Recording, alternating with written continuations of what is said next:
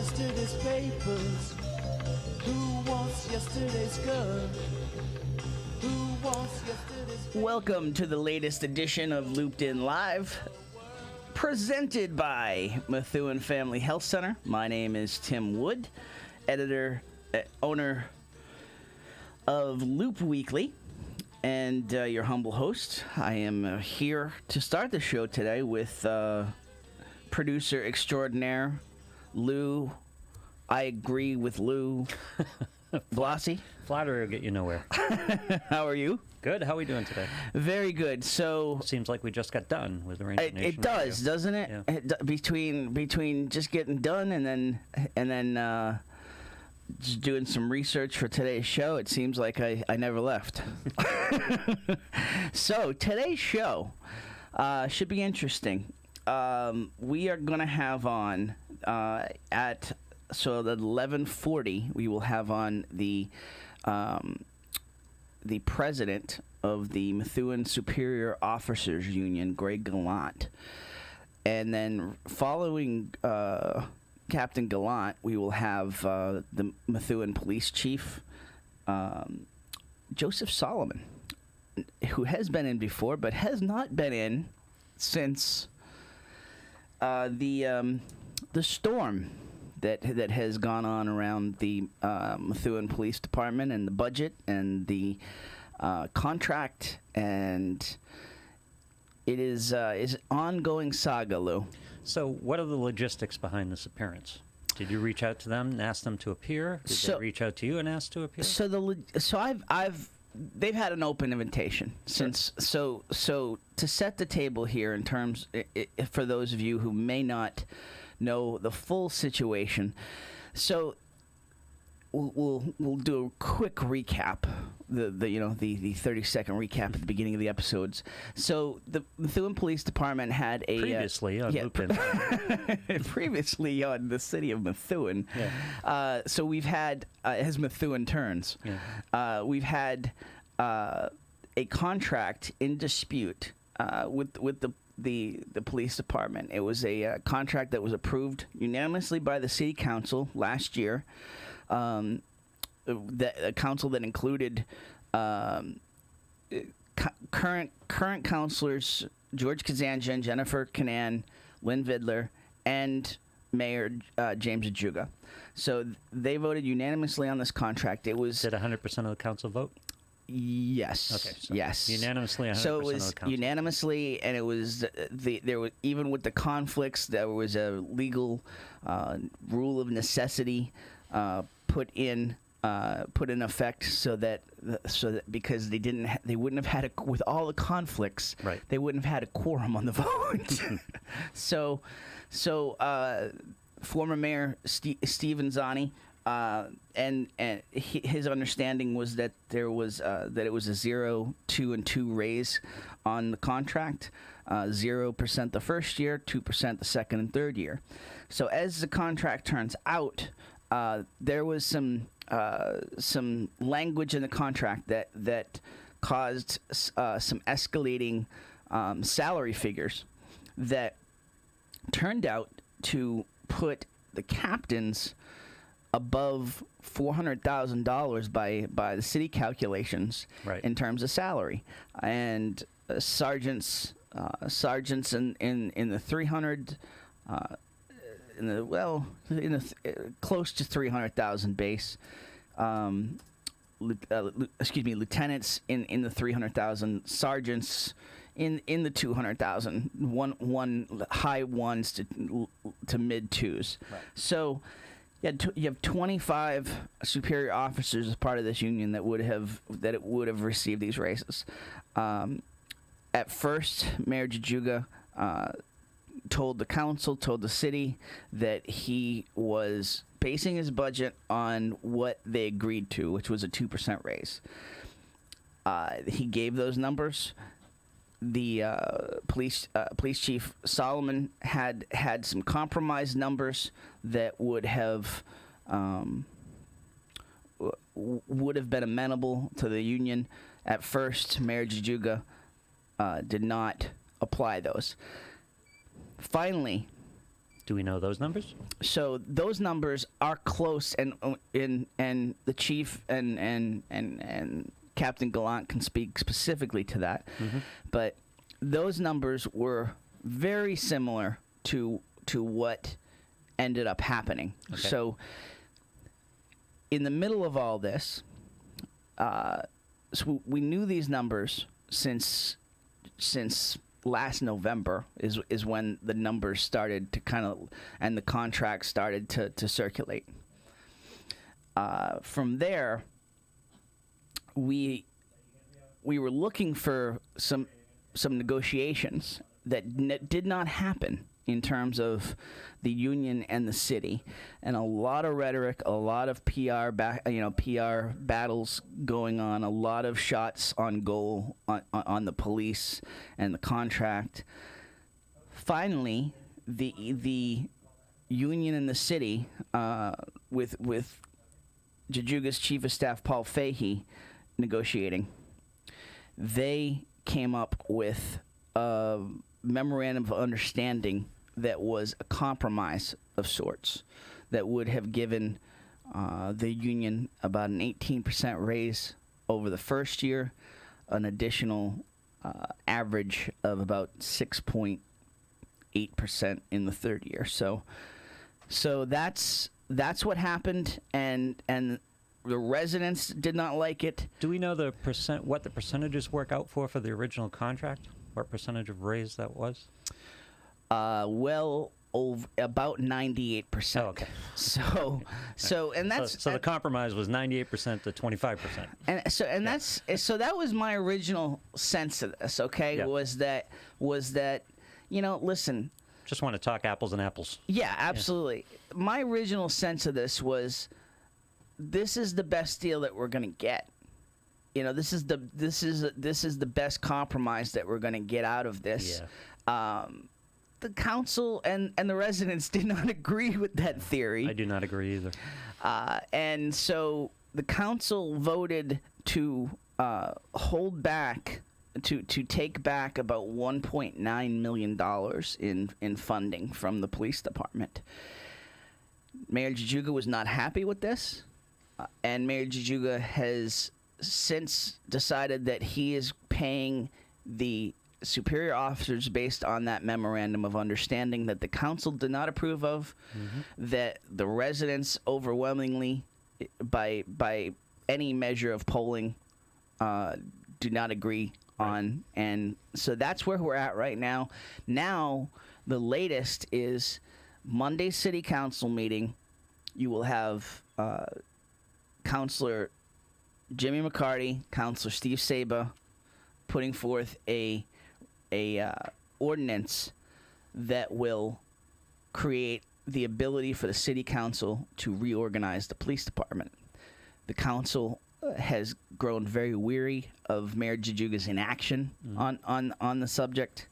Mayor Jajuga has said that he had a plan back in early August and was going to present it at the next city council meeting when Steve Saba, who was on vacation at the time, would be there. Now, the next city council meeting went and no plan. Right. No Jajuga, for that matter. Yep. No mayor. The mayor did not show up for the special meeting and then the last regularly scheduled meeting. So the thought here is that the mayor is going to make a counter action at the council meeting. Nothing official on that, but from what I am led to believe, the mayor will speak. The mayor has, on this matter, has been very vocal on his position. In the press, not particularly vocal in front of the council, other than to just say, you're wrong, and if this is on you at this point, that we're not accepting, that you're not accepting this MOU payout. What does the charter say about the current situation as things currently stand? In terms of what? Can the mayor enforce the memorandum of understanding unilaterally? So for example, the understanding is that the mayor he is outside of his executive authority to do this. Okay. Both in the charter and legally within the state of Massachusetts. They have asked, the council has asked the Department of Revenue for an opinion on this. They also asked the solicitor for an opinion. The solicitor's opinion was that there was some definite legal gray area in terms of Jajuga's ability to do this. So he deferred. The solicitor deferred. Is that what I'm hearing? It was not definitive. I don't think the solicitor wanted to come out full on. God, I love this state. It is very interesting. And the solicitor's job, the state solicitor's job is again. This is the city solicitor. This is Richard D'Agostino. Yeah. So now he does not report to Jajuga. He reports to the council, right, as does the city auditor. Well, if we had one. Mm-hmm. Tom Kelly is he is close to retirement. So who in the instance he's like in his this, last days before retirement. Who would enforce the charter? If it comes down to it, if the city council and/or the mayor decide screw the charter, who enforces it? So typically it would be the city council that would enforce the charter, and that's what they're attempting to do here. Yep. in terms of invoking their right to Right. reorganize the department. Okay. The charter says that if there is inaction or lack of leadership from the executive branch, Mm-hmm. or if there are extenuating circumstances, cause for moral or legal or Mm-hmm. procedural concern, that the council can step in, and that's what they're looking to do with this ordinance on Monday night.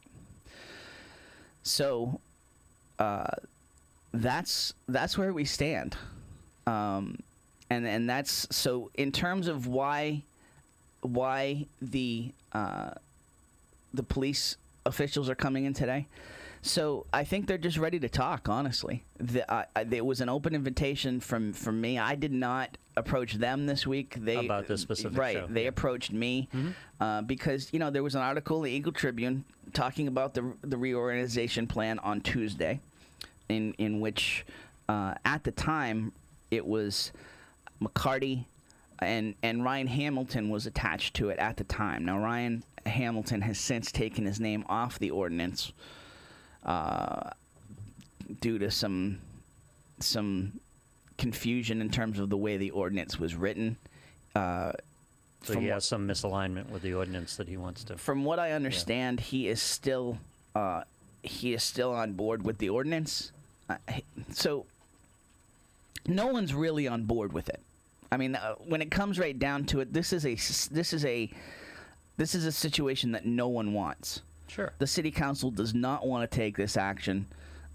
They have been looking for leadership from the mayor, and feel at this point that it's a shared opinion by many residents at this point that they're not seeing that leadership, and that there's too many conflicts of interest. There's leadership. The question is, who is the mayor leading? Yes, The mayor is taking it. He's not inactive. He's active. he is not an active. The question is, who is the mayor representing in this particular? Well, conflict? but it's also who is the mayor representing, and honestly, just communication. He's not really. He was asked to present a reorganization plan to the council, and there was a lot of discussed at the last city council meeting on September 6th, last Thursday. About that in the fact, so the mayor did not show for the meeting. Mm-hmm. He was asked. He didn't have a proposal, so there was no reason to yes, show. Correct. Yeah. Or he wasn't willing to put forth a proposal. So the mayor did not show because there was a wake for a fallen for an officer who passed away. Lieutenant Simone, who served the Methuen Police Department for 30 years. He passed away, I believe, on August 31st. And they had a wake at Cottadella Funeral Home on Thursday night. And that was the reason that we were given for him not being there. Now, the meeting was at 7 o'clock. Yeah. The meeting went until 1 a.m. Mm-hmm. It was an all-nighter. It could have been an all-nighter at that point. It was a very long meeting. The wake was from 5 to 7 p.m. Right.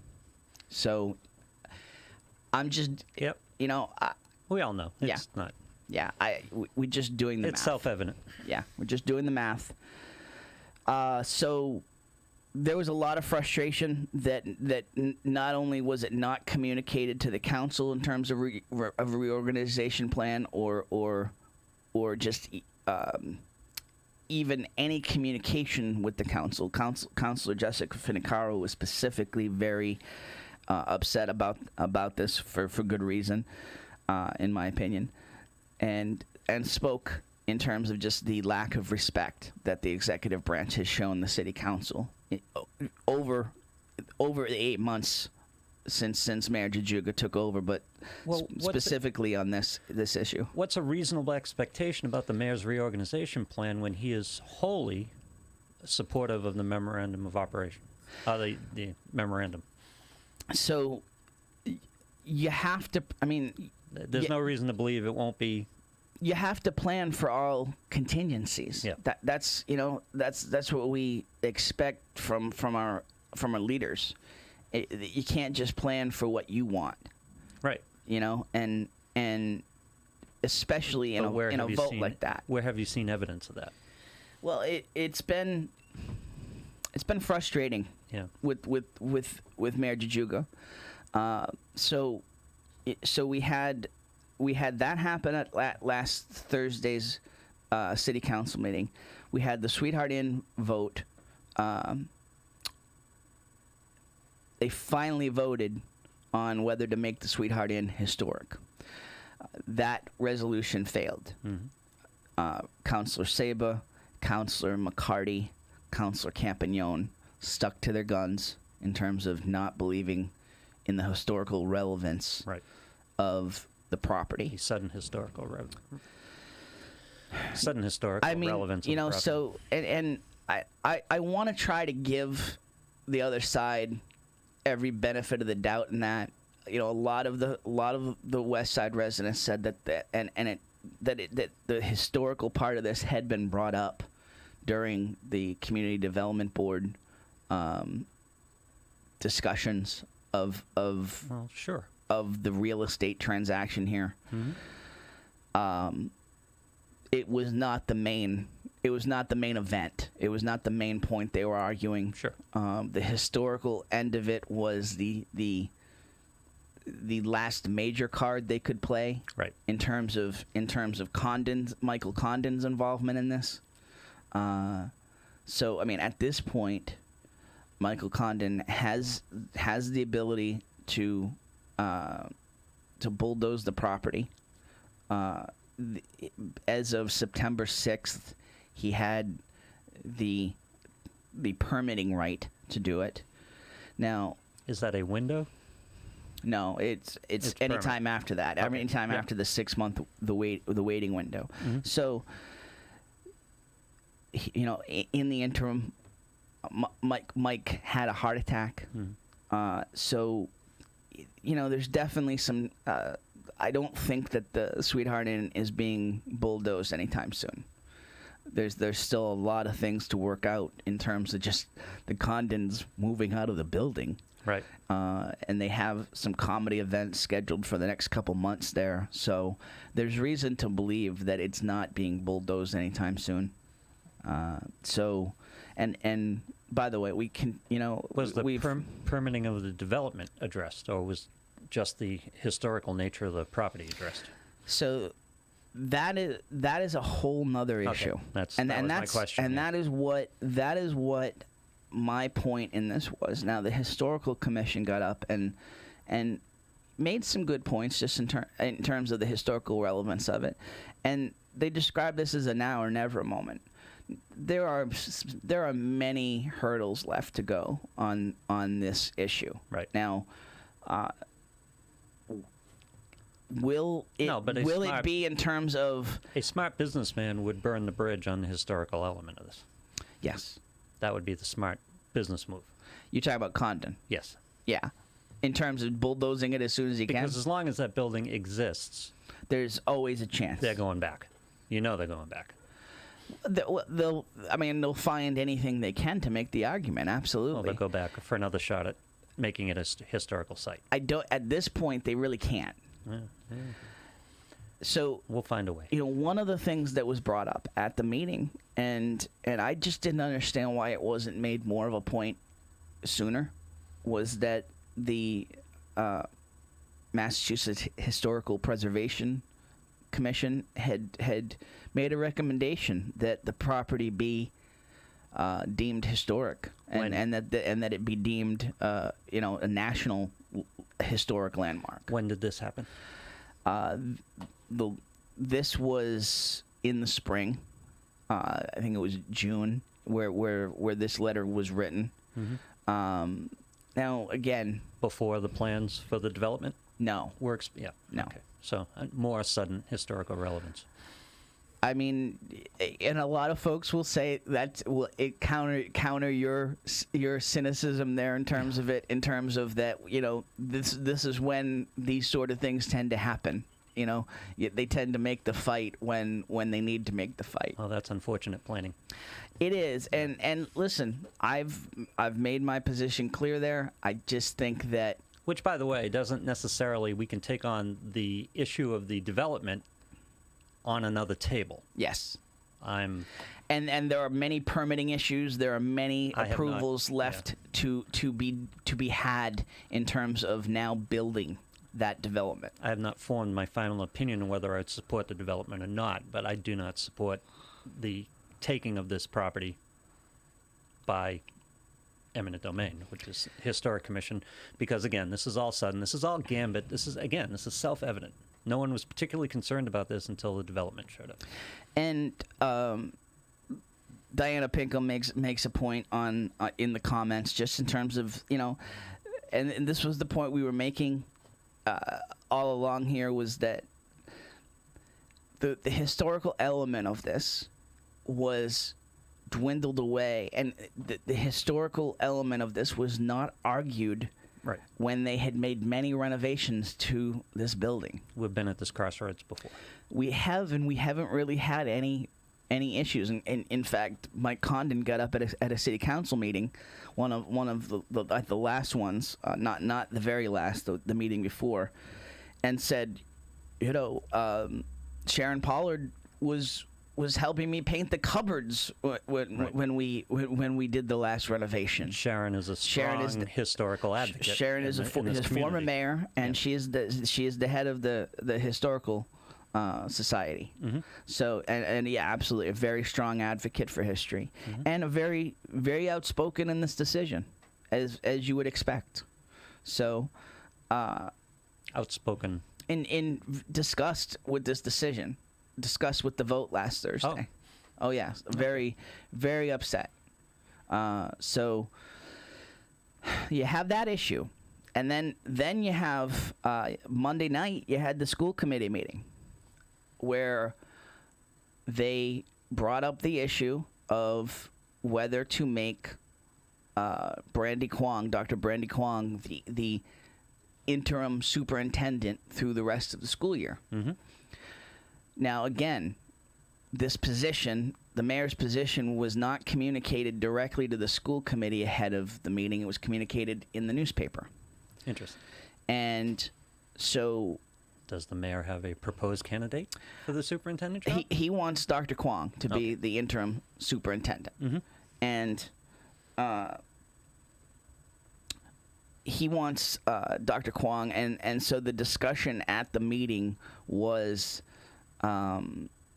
very pointed in terms of making Dr. Kwong the interim superintendent. Now, you had if you look at the table, it was essentially, you had the left side of the table that was really for, it was like it's kind of like a 3-sided table at school committee. Right.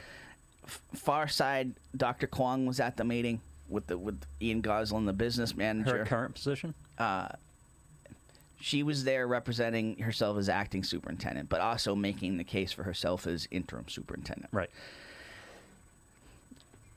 So, and then you have you have Bob Vogler. I'm sorry, forgive my ignorance, though. Is she an internal? Would this be an internal, in essence, an internal promotion? Does she have Yes, a position in the school department? She is the before this, she was the assistant superintendent. Oh, yep. So now she's the acting superintendent. Right. So you have Bob Vogler, Sue Nicholson, Nick DiZoglio, and the mayor. Mm-hmm. And then you have Jenna DiNatale, DJ Deeb, Jana Pesh.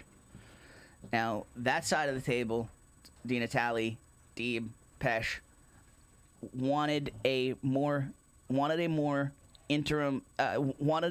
deeper search, a deeper search committee, and wanted to go through the Massachusetts Association of School Committees and to find for the current year. To find an interim superintendent for the rest of the school year. Mm-hmm.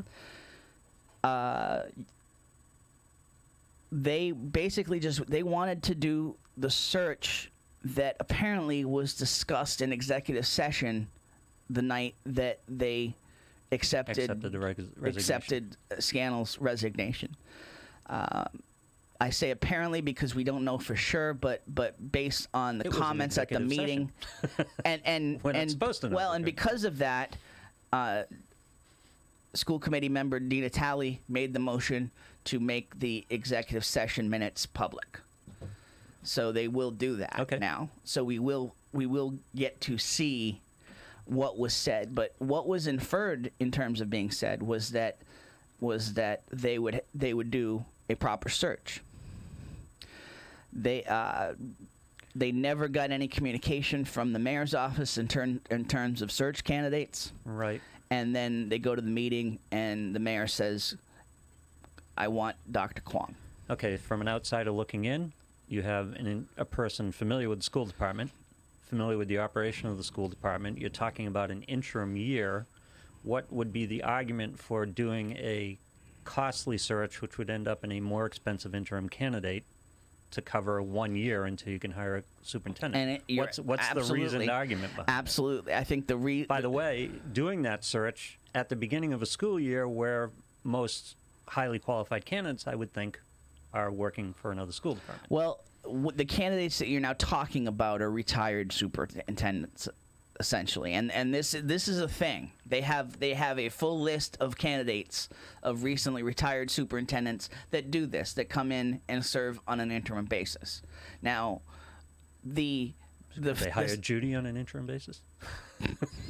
the sense was that because one of the arguments was Dr. Kwong is doing very well in her curriculum role as assistant superintendent. We don't want to have her serving two roles.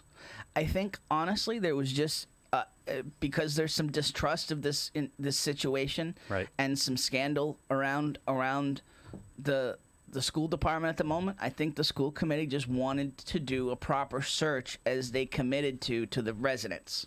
Okay. And didn't want this to look like an inside job. Now, your point is very well taken, and it's the point that Dr. Kwong made at the meeting. It's the point that a lot of residents made. It's the point that a lot of the teachers make and made in speaking up on behalf of Dr. Kwong. So it's absolutely it's a fair point, and in terms of me having two kids in the system, I there is a case absolutely to be made if Dr. Kwong is the candidate. They just wanted to do a proper search. Well, transparency, that type of transparency is admirable, and I hadn't come up with that argument, but I'll take that argument as reasonably valid. You want to make sure you have a problem in the school department right now. You have the multi-million-dollar deficit. You have a superintendent who's had her issues. a superintendent we all liked, did a good job, but had her issues. Yes. So you might want to bring in someone from the outside to show the residents that it's not all an inside game right now. And honestly, to just change the there's a new sheriff in town sort of concept, and hopefully, I would assume that they would want to get a full accounting, and they want to do a forensic audit of the department to see, how this deficit occurred. I can appreciate that position, but you're also adding a second search, and you're disrupting the school. There's a disruption in the school department and the hierarchy. Absolutely. And, we're doing this in September. If this were May, I might have a different answer to this. Absolutely. But, The committee's point, or the members of the committee's point was that we need to do this search regardless of that we're in the school year, and we will still have stability with Dr. Kwong as acting superintendent and back in her assistant superintendent role. They won't bring it. The interim will not be hiring any positions. There's some merit to that position. So that that's what member Di Natale was making the point. Now Mayor Jajuga was vehement, went into bully mode, unfortunately, and was yelling. That's default position. It is his default position. I think we can safely say that at this point. And was yelling or loudly talking, and just saying that they need to vote Dr. Kwong in. They need to vote Di Natale's motion down in terms of creating this search committee. So they initially vote this down. They initially vote it down 4-3. Right. Okay. So then they didn't work apparently. Well, then Sue Nicholson puts up a motion to vote on Kwong as the interim superintendent for the rest of the school year. Now, I think they thought they had the votes. Mm-hmm. Given that it was a 4-3 vote to start, that's a reasonable assumption. Nick DeZoglio and Bob Vogler were not having it. They were under the assumption that she would be acting superintendent. Now, why they voted not to have a search committee, but they don't want to make her interim superintendent? That makes sense to me. You want to keep your options open. Okay. Because hiring her as an interim superintendent for the rest of the year is the death blow to the proposal of doing a search for an interim superintendent. Maybe there are a couple people who are on the fence and say, I don't want to do this right now, but I want to have the option to do it. Absolutely. Given some time to consider. Absolutely. Yeah. It's what I count on you, Lou, for the other side of the argument, and you're dead on. That's exactly the point they made at the school committee. Probably the vote I would have taken. That's exactly the point they made. Yeah. And so they, at that point, they lost that vote miserably. I think it was. I think Vogler and DeZoglio voted. So I think it was 5-2 on the other side of it. So now they're like, okay, well, what do we do? We're not going to make her, and we voted down. So then they go back to Di Natale's motion. She motions again. She makes the same motion, and this time they vote it. So now they're going to do a search committee. Huh. See, everything was okay. You had an interim superintendent. The school was running. You didn't close off your options. What was wrong with that position? I think Dr. Kwong was pretty adamant that she wanted to be named. What? Huh? Or what? Well, yeah, exactly. Yeah. But I don't blame her either. I don't blame her, no. Yeah, so she wants some stability and some knowledge. That she's going to make it through the school year. That's what she's going to want to do. Rich LaRochelle, I don't think that vote was unanimous. I think the vote in terms of making the search committee the second time around, that was unanimous. Do we remember the date that the superintendent tendered her resignation? We're about a month, right? About 3 weeks. About 3 weeks. Yeah. So we started the schools in the meantime. What's the matter with taking a breath here? In terms of? Get the kids in school, run the school for a while. Keep Dr. Kwong as acting. Right. No, and that was the point that was made. That was the point that was made. Yeah. So I assume she gets a little extra taste as the acting superintendent. As the acting superintendent, And I assume her current so now they're position- talking, and that was discussed with some salary adjustments. Yep. And I'm assuming her current position that is August secure. 30th was the date that August she. 30th. Thank you, Joel. Yeah. You're absolutely correct. It was August 30th. Her current position is secure from a union standpoint. In other words, she's not out the door in 3 weeks from now, or 3 months from now. Correct. So, what's the problem here? So that's where we stand right now. Mm-hmm. They're forming a search committee. And she has the option to take the position under those circumstances or not. That can be up to her. Absolutely. Now, so, I think that there's just there was some apprehension that if you make Dr. and I don't think Mayor Jajuga did her any favors, honestly, by coming out in the No. paper ahead of the meeting saying she's my candidate, Right. by being so adamant and so And then undiplomatic, storming the committee. Yeah. With None of that helped. None of it helped. He's one of 7 votes on the school committee. His mayor status, it doesn't have as much pull. Right. He's one of 7 votes, and while you want to you want to And I'm not sure be his diplomatic. vehement endorsement is all that much of a plus. No, it was not, and that's where I say he was not helping. It was not a plus at all in this situation, by any measure.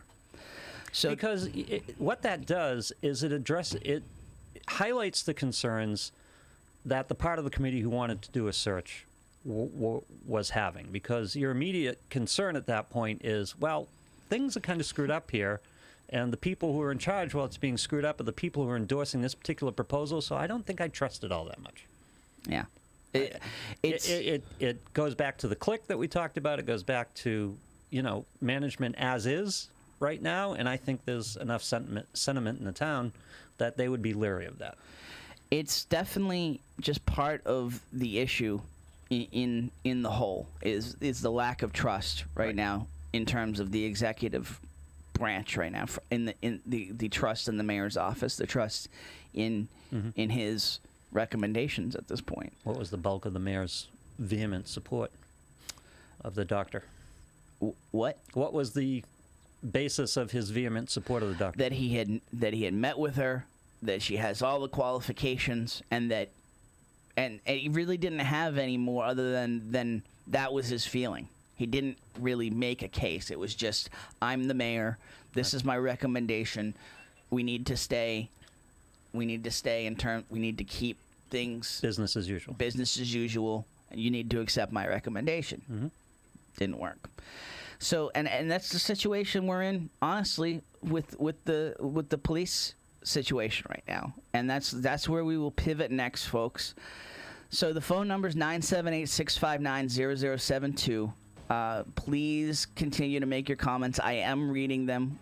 We just had a lot of ground to cover here. A lot of things happened over the last It's a week. nice recap, though. Tried.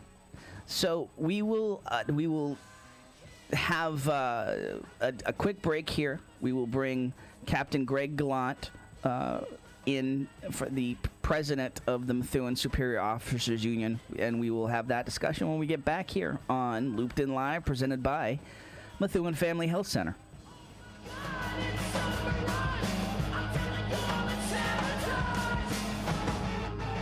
All right, a big shout out to the folks over at AFC Urgent Care. They've been big supporters of us since the beginning as the title sponsor of Ranger Nation Radio, and we are big fans of theirs.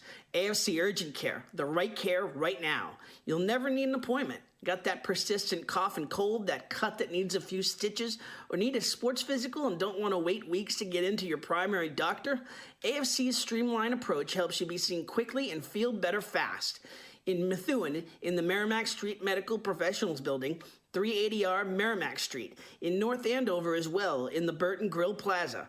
8 to 8 Monday to Friday, 8 to 5 Saturday and Sunday. Go to afcurgentcare.com for more details.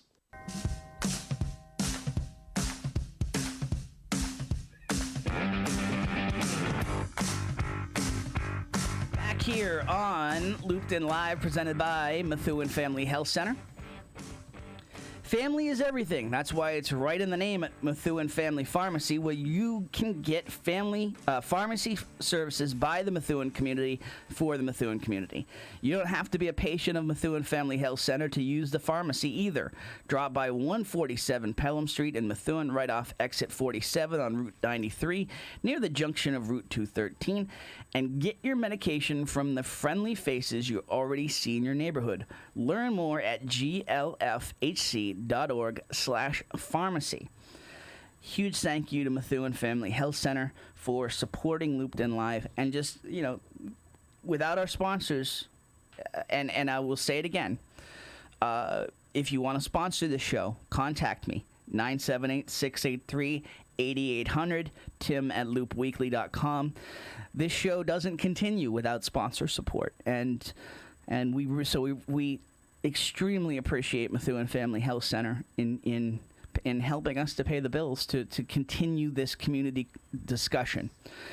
So we now have the president of the Methuen Superior Officers Union, Greg Gallant. How are you, sir? Doing great. Thank you. I appreciate you having me in. So I appreciate your this has been I understand the position you've been in throughout this process in terms of having a very clear position, but not really being able to vocalize it much publicly. It's been difficult, and I know I've had this conversation with you before. We, a lot of times we feel like we'd like to say more than we're able to say.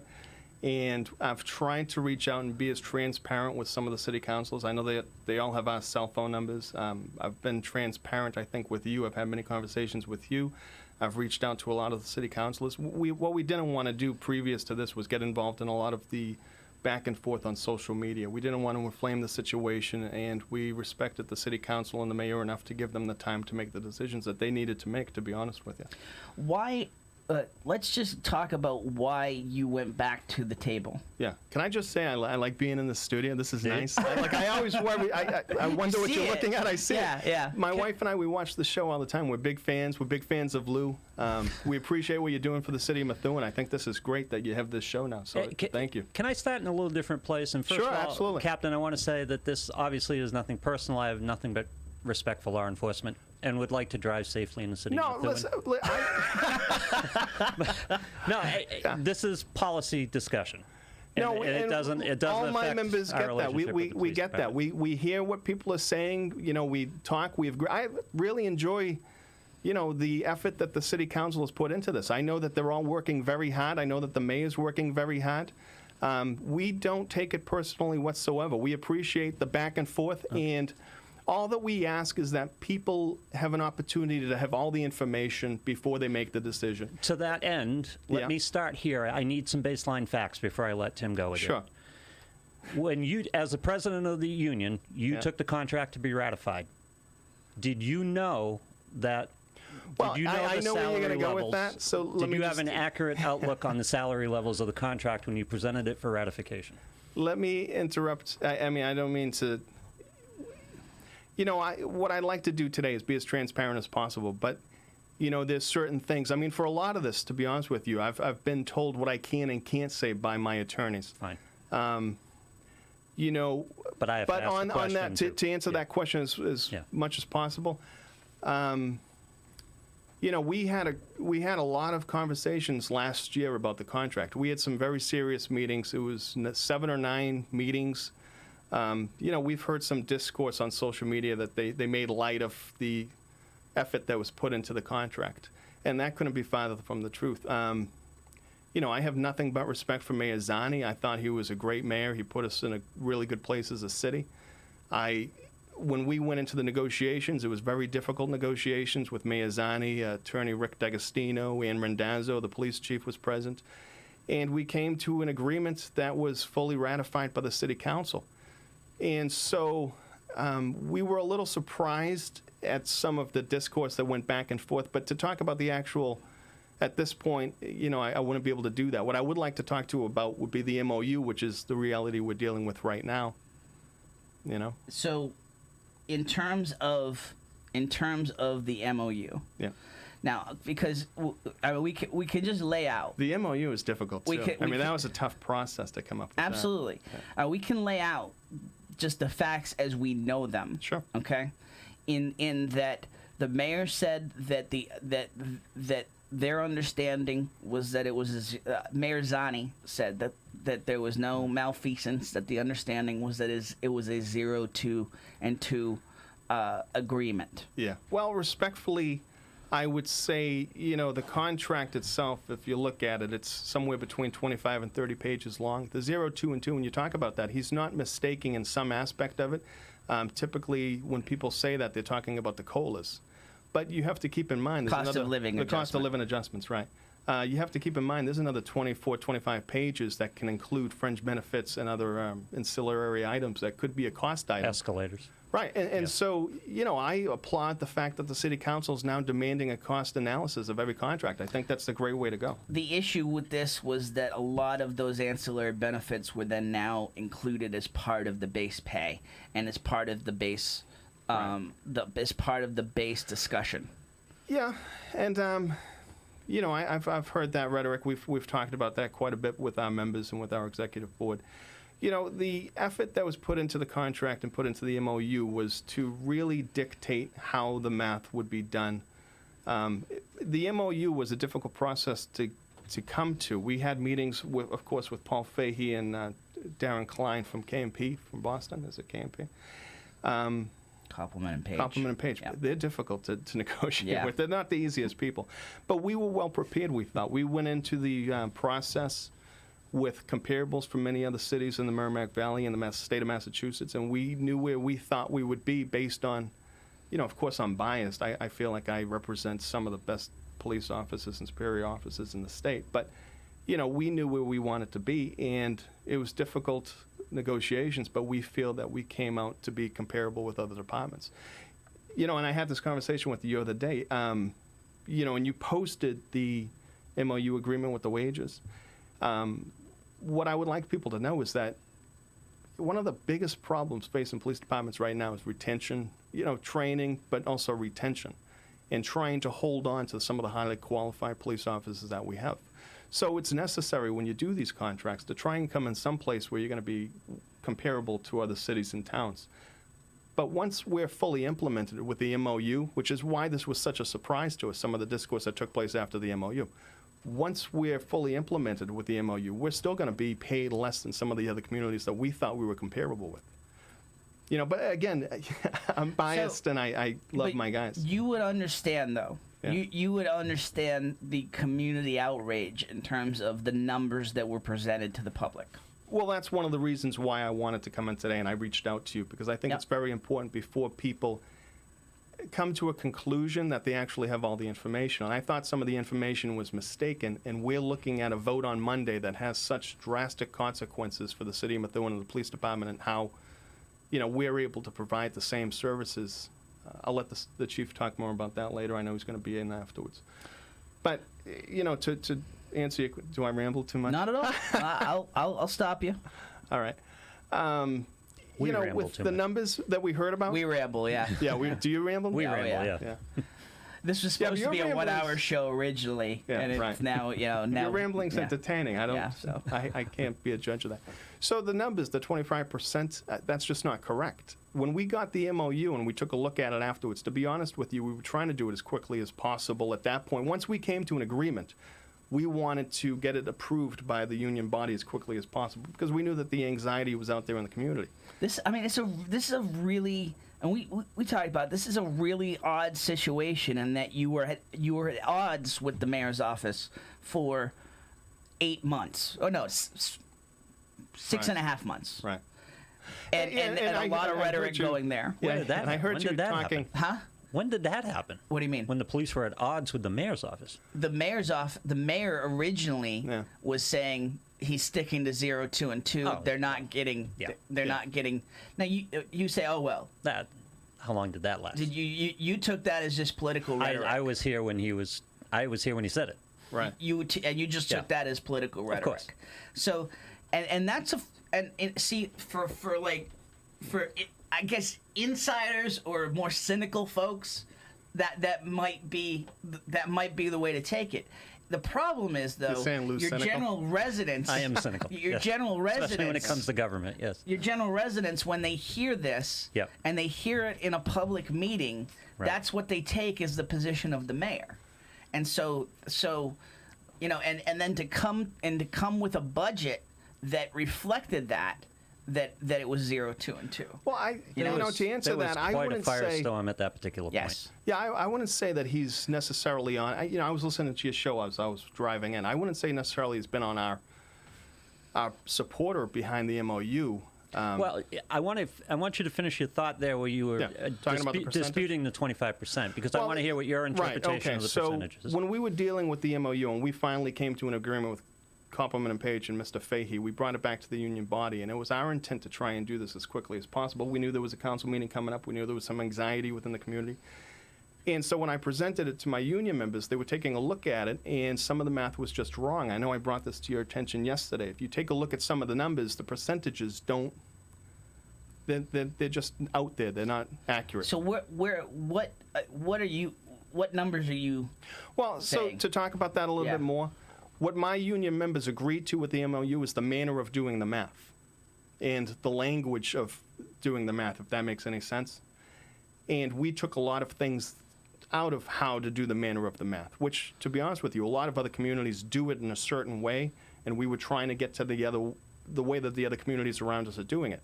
We agreed to take that out, and so we didn't necessarily say, I had members come up to me and say, hey, this percentage is wrong. This isn't the correct percentage for me. No, I get that, but what we're trying to do with you is get the manner of the math, and do you agree with how these things are put in? And will you okay for me to go back and say okay? But you're saying you don't agree with that the math is 25% No, the over 25% is total not 25% over the last 2 years of the contract.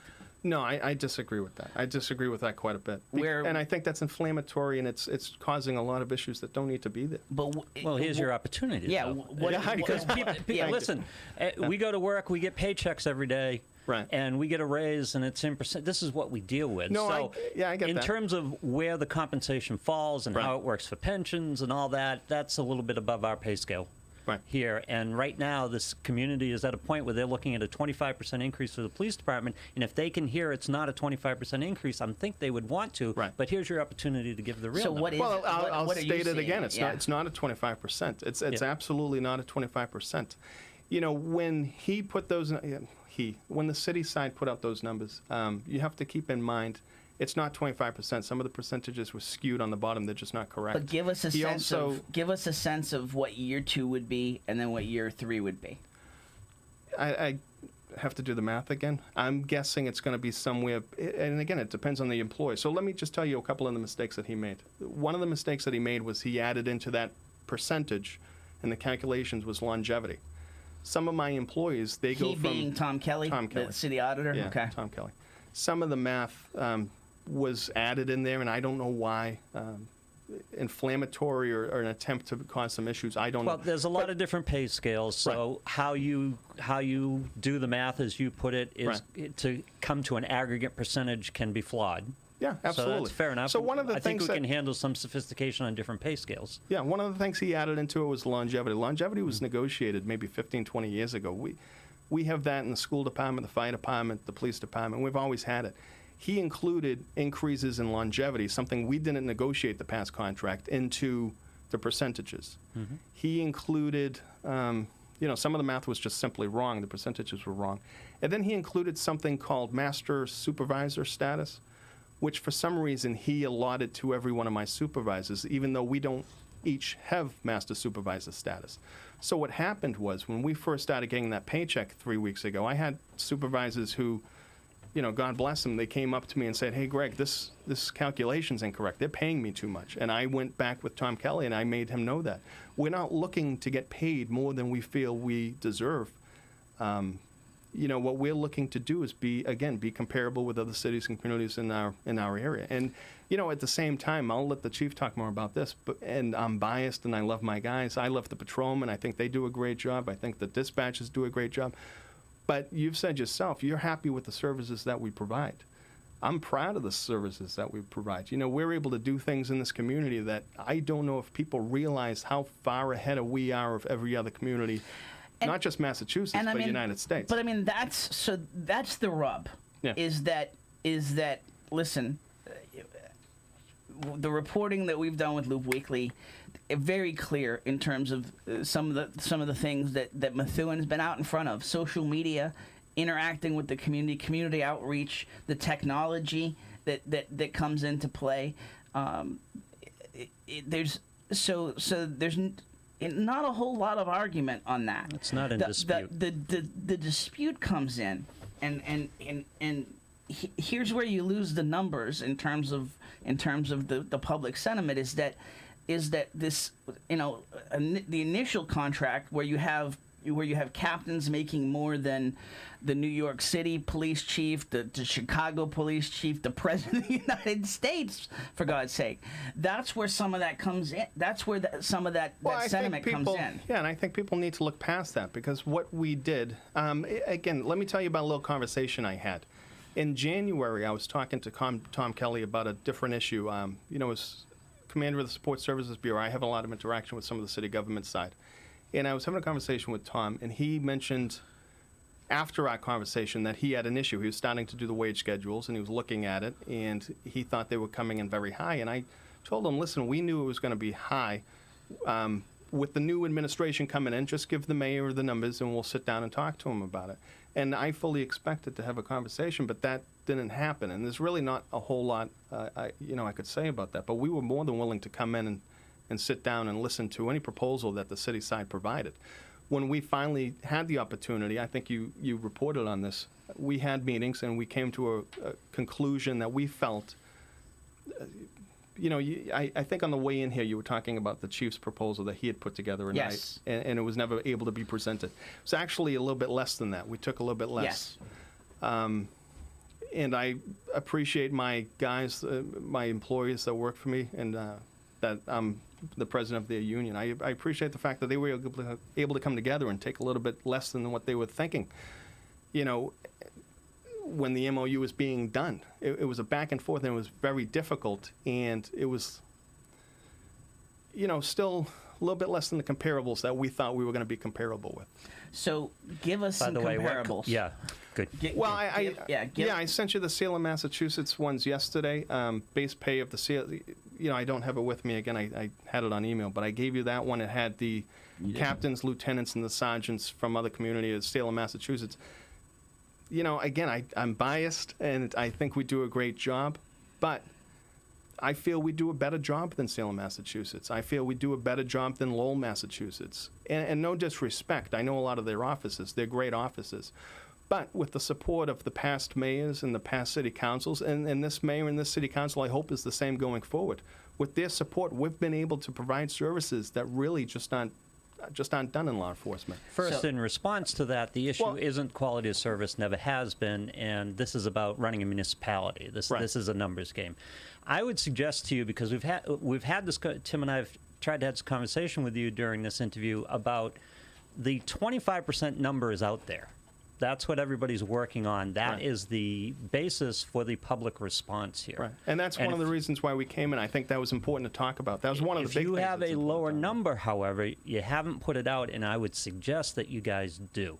And because everyone is still on that 25% if you don't number. If you don't have the exact, I understand, but like if it's not 25, like what are we in the range closer to?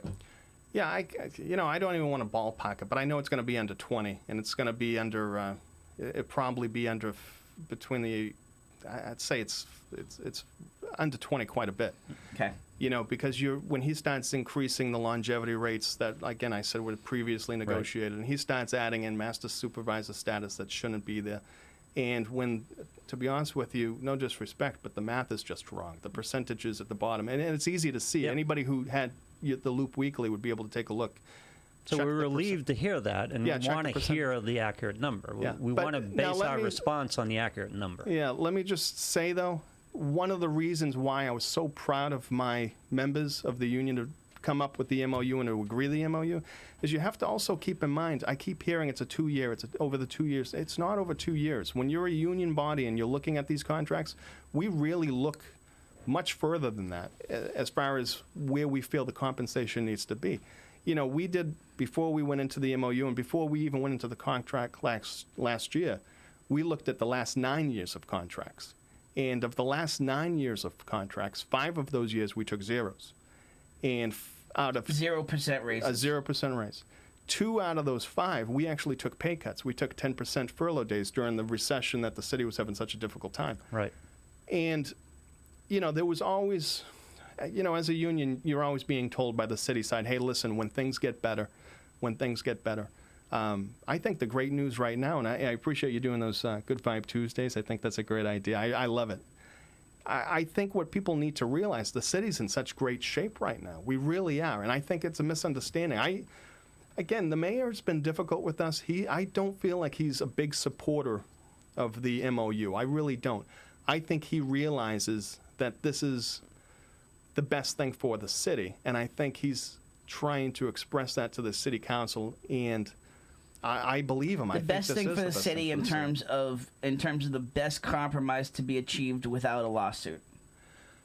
I believe so. I believe moving forward to resolve the issue, to go forward, and at the same time to make sure that... that's the driving force right there. Yeah, that's the driving force. And at the same time to retain the offices that we feel, would, again, be comparable to other cities and communities. So the other part of this, too, is that the perception... And listen, the mayor said we were in crisis. Okay, the mayor said at a meeting, pounding the table, we are in a financial crisis. We are in a very tough situation. Then he came back and said, I don't understand why people are calling this a fiscal crisis. Now, not a whole lot of people stayed up for 1 a.m. on September. Now they went into September 7th.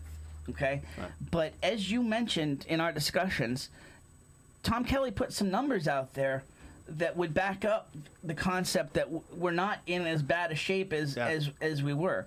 $350,000 surplus from the departments on last year's, the money given back from the departments into the budget. $3.5 million surplus, or in terms of the health stabilization. $3.5 million surplus in the health stabilization fund, which if people don't know about the health care and everybody knows about the health care and the rising costs, but that's just amazing. The fact that they were able to come, and that's a cooperative effort, but it's a collaborative between the municipal departments, the unions, and with the city side. That's just amazing. And then there was another $1.1 million in terms of additional revenue. Yeah, and I think that's the most exciting part, because $1.1 million more than expected in terms of tax revenues. Right, and that's the most exciting part, because when Tom Kelly was talking about that, he said that was with building fees and other building permits coming into the city, and that foresees great things coming for the city. It's difficult. I guess I would. You're out in the community enough so that you would understand where people can't comprehend this concept that we're doing great, because we're about to take a $4 million loan, right? And we've got a very difficult police contract situation that folks feel is exorbitant. Well, again, we are very active. We watch the social media. I've been on a lot of city council meetings. I've even attended some of the school committee meetings, because the health of the school department is important to us as well. We may, I know you mentioned this, we may have disagreements with people, but we want nothing but the success of the city of Methuen.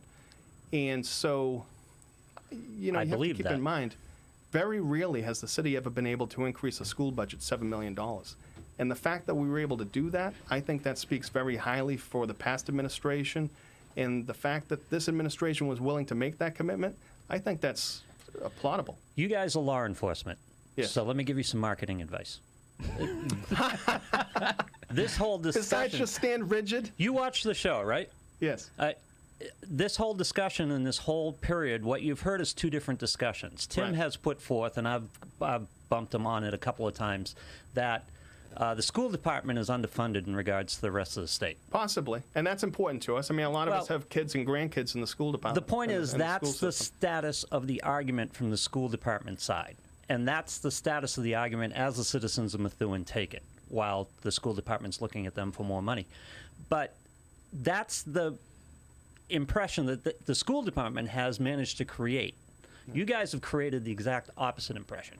Well, I think And your argument, which is good, where you've taken some pay cuts and some zero raises over the past period of time, is part of making that argument that, okay, you can look at this raise and you can look at it this time in this context, in this contract, and okay, I can understand why you might have some issues with it, but let's look at the bigger picture, like the school department.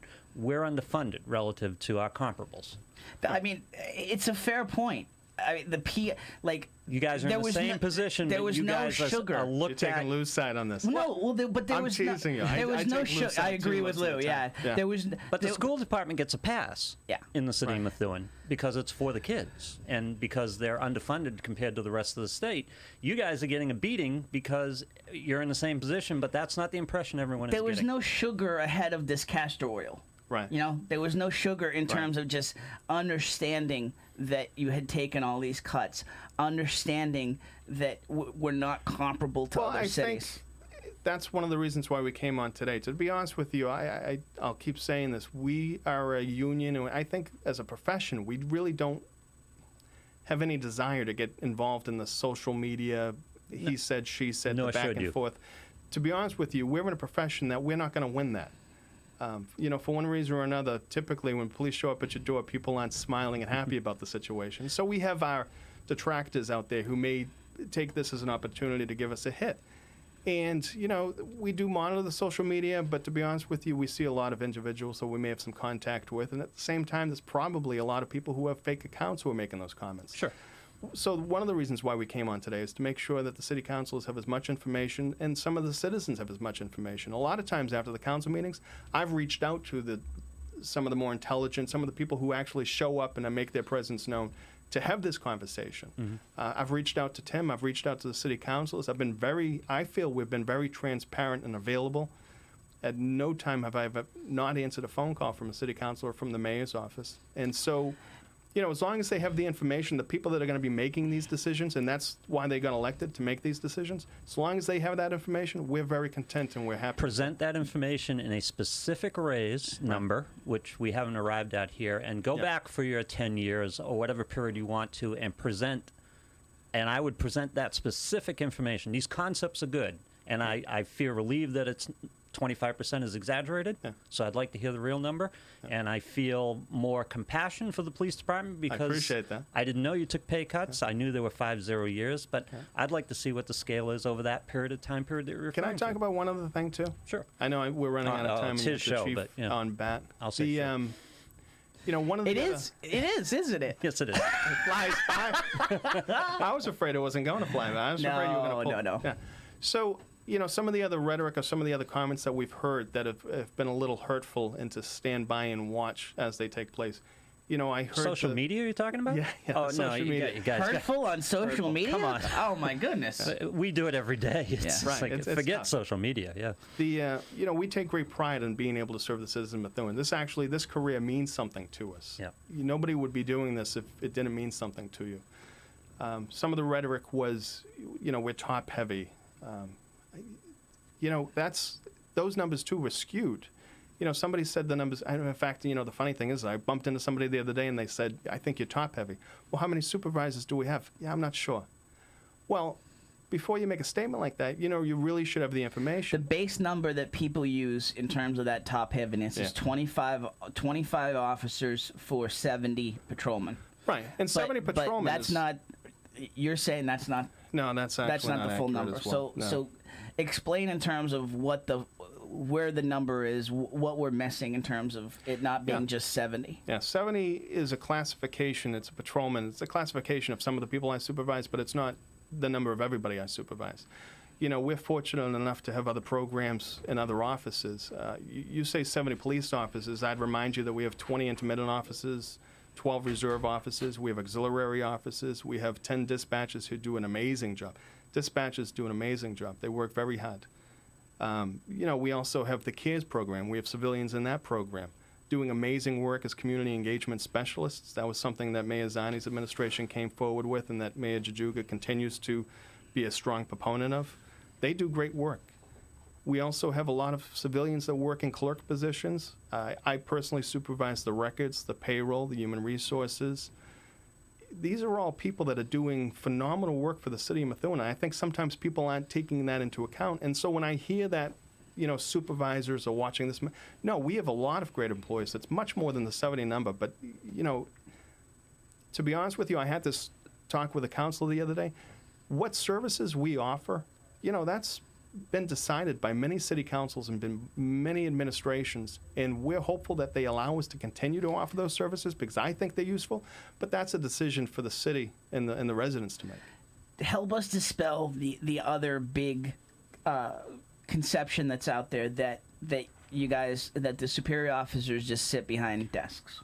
That's so hurtful. I mean, we've and a large part of that, quite honestly, is what you see on NYPD Blue or a lot of the cop shows. Yeah. You see them sitting behind desks a lot of the time. So. Yeah, that kind of. I think the chief's given me the report from the other day.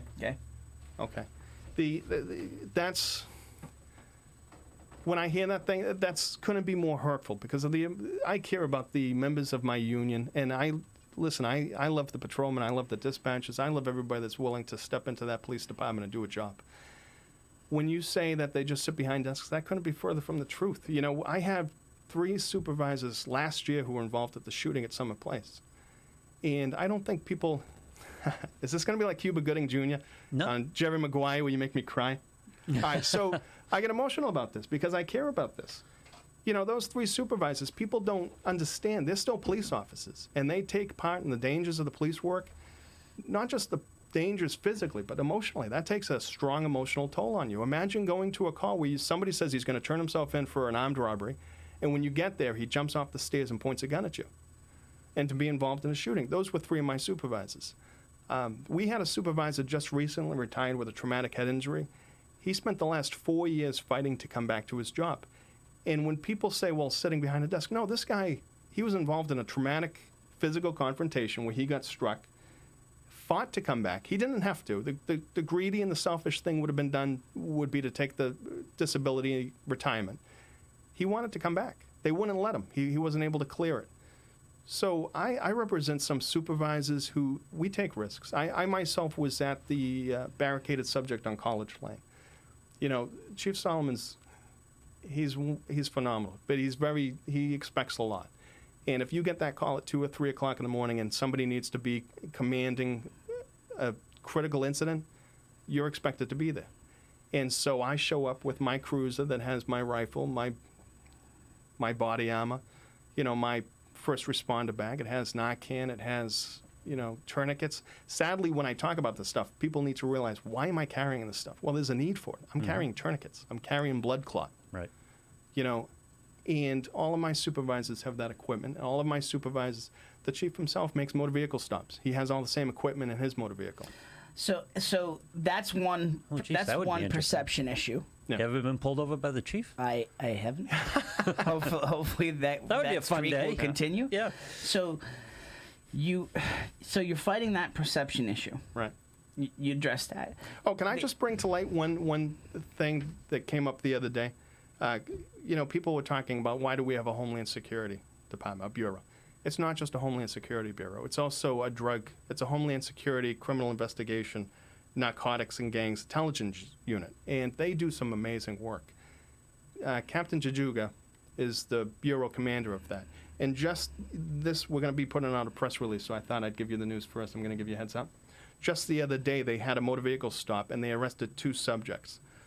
One was determined to be a level 3 sex offender out of, his address is out of Manchester, New Hampshire. A level 3 sex offender. And in the passenger seat was a 16-year-old that he had kidnapped. So this is a motor vehicle stop that Captain Jajuga and his unit had performed the other day. We're able to arrest a level 3 sex offender, save the 16-year-old. And at the same time, they placed the subject, possession of Class B, distribution of a controlled substance, contributing to the delinquency of a minor in a kidnapping charge. So they do amazing work. And I think when people say, well, why do we need a Homeland Security? That's inflammatory. That's not taking all the information. Let's talk about what they really do. They're doing amazing stuff over there. The issue, though, is that the detectives Yeah. are they're being supervised by Captain Jajuga, for instance, but that is just the general, and that is the PR war that you're fighting, Right. Captain. Honestly, is that the sense is that the patrolmen are out there doing that, the detectives are out there doing Right. and that you guys are supervising, but not, and so why should you be earning? No, I get that. So let me answer it by saying this. And by the way, the issue is not the disparity between. I don't believe, you can correct me if I'm wrong, Tim. The issue is not the disparity between what you and the patrolmen make. Right. The disparity, the perceived disparity is between what you are making as opposed to comparable positions elsewhere in the state. Comparable positions elsewhere in the state. I think if... Personally, I'm less concerned about the difference between the superior officers and the patrolmen than I am the police department's salary load as opposed to The problem is other that it hasn't even been municipalities. The problem is that those comparables really haven't even been part of the discussion. It's the numbers alone have been the discussion. If the captain could tell me, if you came in here and told me, for example, this makes us an average police department from a salary standpoint, I have a whole different perspective on that raise. Right. This makes us an average base pay. Makes us an average. Once this MOU is fully implemented, the base pays will be average with other communities. Base pays In for each Massachusetts. level In Massachusetts. Similar sized. Similar size, and to be honest with you, Similar activity, is that, similar activity. I'll give you more tips.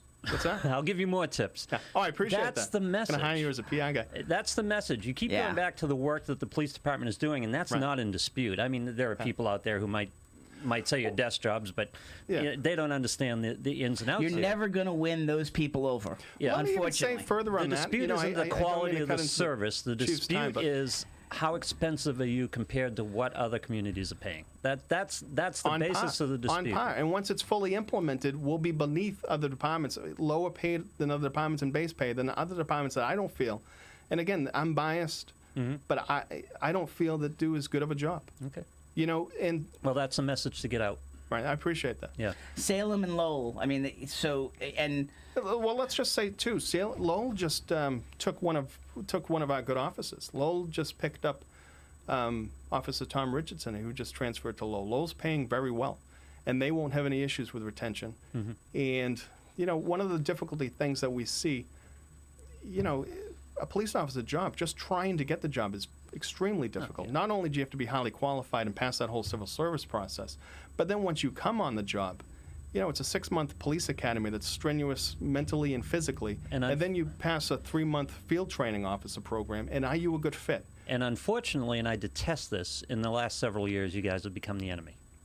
Become the enemy. Just public perception across the nation. We've got the players kneeling. We've got everything that's gone on since Ferguson. You guys have become the enemy, and I detest this attitude about it. Because you guys aren't the enemy. I appreciate that. Yeah. And we've never felt like the enemy in Methuen. I think Methuen's a community that's embraced us. That's the issue. No, it's purely fiscal now in Methuen. It's been difficult the last you few guys months, are heroes. but I'm hoping to get back. And I'm not just saying that to suck up to you and to avoid speeding tickets. I mean, what you guys do, we don't do on a daily basis. You put yourselves in the harm way that the average citizen does not. And does that happen every day? No. But you are in constant situations where you put yourselves in harm's way to protect the community. There's a tremendous amount, and that is the awful part of this discussion, okay?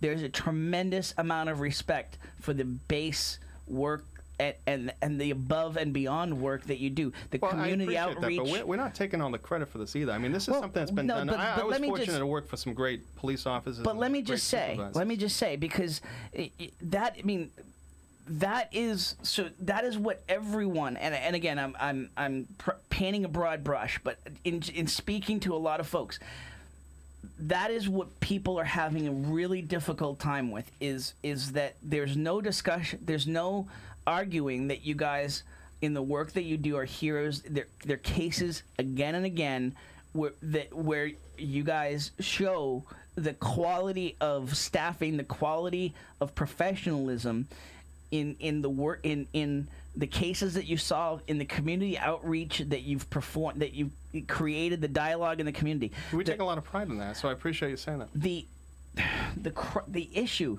is the money at a perceived bad time on top of everything else that was going on, and that's not yours to control. I understand that. You're fighting for your union. The other part of this, okay, and I know you can't speak to it, but I'm just going to say it, okay? The other part of this is that you have a conflict of interest in terms of an officer being promoted to captain, in additional captain positions being created. You have an officer who is the son of the mayor. Right. Again, not disputing the quality of the work that he does, okay, but that is creating a huge conflict where people are very distrustful of the process. No, and I get that. And I think that people need to take a step back, though, and really determine exactly what they want for services. You know, you look around us in other communities right now, we're surrounded, we say this all the time, we're surrounded by Lowell, Haverhill, and Lawrence. And when you look at the community that Methuen's become and the great things that are happening in Methuen, you know, that's not by accident. And I talked a little bit about, I mentioned I worked for some great administrations, some great police supervisors. You know, Mayor Sharon Pollitt, phenomenal mayor, put us in a very good place. You know, other mayors, Mayor Zani put us in a very good place. It was wonderful working with them and taking part with the union negotiations and them giving us the tools that we need. I've worked for Chief Solomon now for 16 plus years. He makes sure that we're highly qualified, highly trained.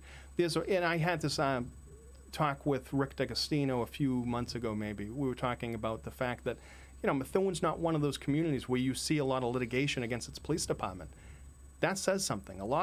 For a lot of other communities, police litigation is a very high cost of service.